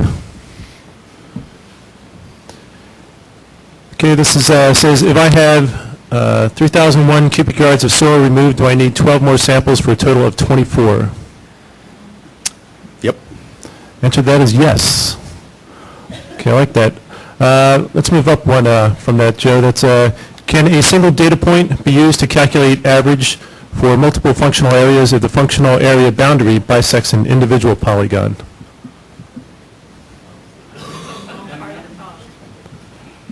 We'll just, yeah, no, I don't think I can. I mean, probably not, because, and it would depend on your site, but the point is, you know, you're laying these multiple functional areas over a site, and some of them may overlap, the functional areas, so that the same data point, would kind of fit in both functional areas. And I guess my answer would be is that you should really just draw the functional areas so you don't get an overlap. Maybe the shape of them is a little funny, but, you pretty much lay them out so you're not double counting the same sample point. Okay, here's one a little bit more applicable. After over-excavation, a non-residential UHOT TPH greater than 1,000 but less than 8,000, the samples fail 2-methylnaphthalene, impacted groundwater site remediation standard and guidance, SPLP, which is 390 UGL, but meets attainment using 75% 10x. Which applies? I don't know. Did we say, I can't remember in committee if we decided that Can't violate the microphone policy? The whole idea of the compliance averaging is basically to decide if you need to go on to, additional remedial investigation or remedial action. And so if you're already at the point where you're doing SPLP, then I think I'm thinking this through, and I think that you could probably average before that, but once you've done SPLP, then no, I would say no. Yeah, I mean, I think some of these questions, we compile all these questions, we probably, there's some that we probably need to put our heads together as a committee in order to respond to, and I think that's... And it may be addressed under the separate guidances like SPLP. Would you be, allowing averaging there, or sea soil? But I think at this point what this document addresses is the initial initial site investigation and then the remedial investigation. The idea is that the compliance should be such that you don't need to go on to the individual, the SPLP and the other options. So I don't think we'd allow averaging at this point. At least we haven't. Right. I mean, I think we need, there's some of these questions that... We're going to look into that, but not at this point. Yep. Okay. Let's take this compliance averaging examples for tanks in Newark. Aren't they SI samples and require single point compliance? Yeah, the key with tanks is that if you've over-excavated as part of the removal, so that what you're saying is you've essentially done your remediation as part of the S removal, then the post-excavation samples that you take are applicable to be evaluated relative to the 75% 10x. Okay, so the over-excavation basically is a remedial action and investigation at the same time. That's why it was underlined on the slide. Okay, so Kathy Katz said that's why it's underlined on the slide, that over-excavation is the important part of that. Okay, here's another one. For small UST remediation areas, can the minimum of 8 samples be reduced for the 70% 10x method? No. The answer is no. Man, a few words at times. Any additional questions from the audience? Okay, seeing none, we'll take one more. It says, in this example, can you get unrestricted use or do you need a deed notice? I'm assuming that example is the one behind it? The lead? That would be unrestricted. Okay. Let's see, did we any ones we did not get to, Joe? Okay, this one. In your example, it appeared that the delineation was not completed at the boundaries. Are you assuming that there were other delineation samples that satisfied completion of delineation? Yeah, I mean, in that case, it was not possible to take samples at the boundary. It was an active high-speed rail line that is probably about 1,000, the right-of-way is about 1,000 feet wide. So, again, in that case, my decision was that based on all the other lines of evidence, examining the tanks, being at the actual tank excavation, not seeing any evidence of a release, and all of the other analytical data from all the other samples, which, were all non-detect for BTEX compounds, and then were either non-detect or very low for TPH. So, right. Which I think is a good example of professional judgment, something that we talk about in most of our guidance documents, so that was good. Other question.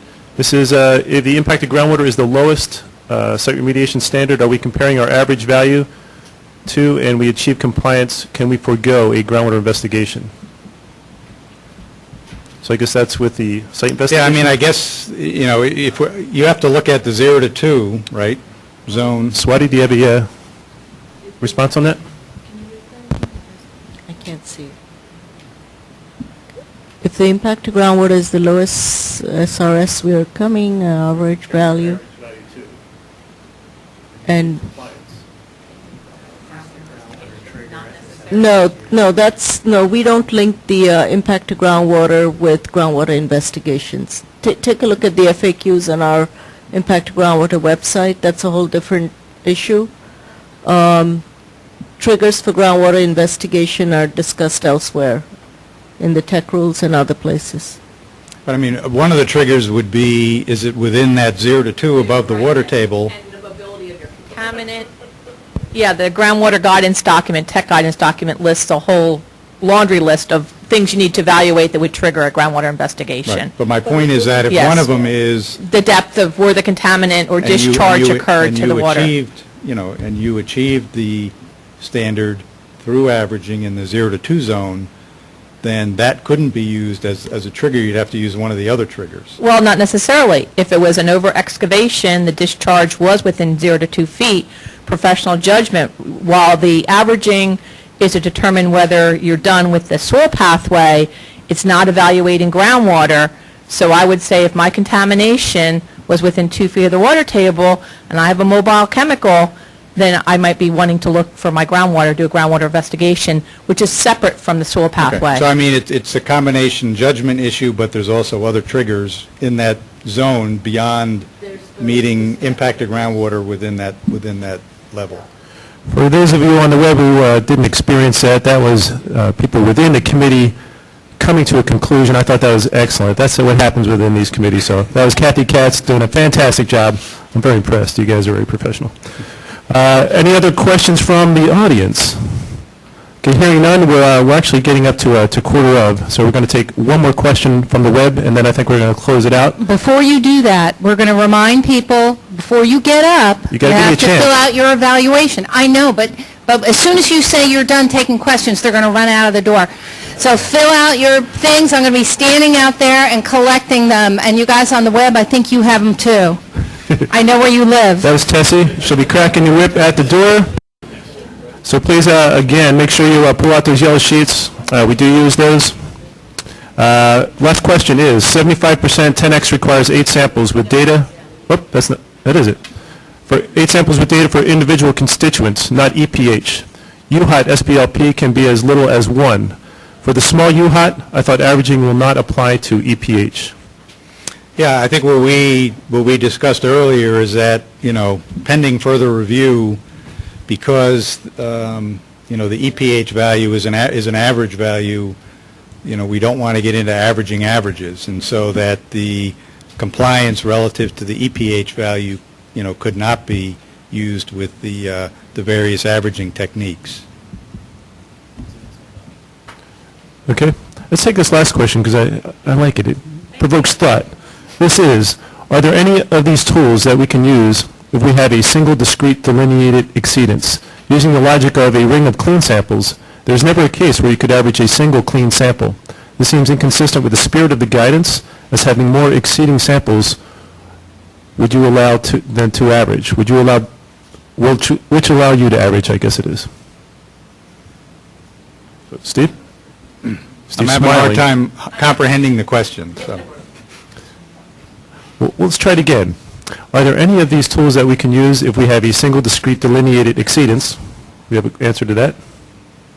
So you got one hot spot, right?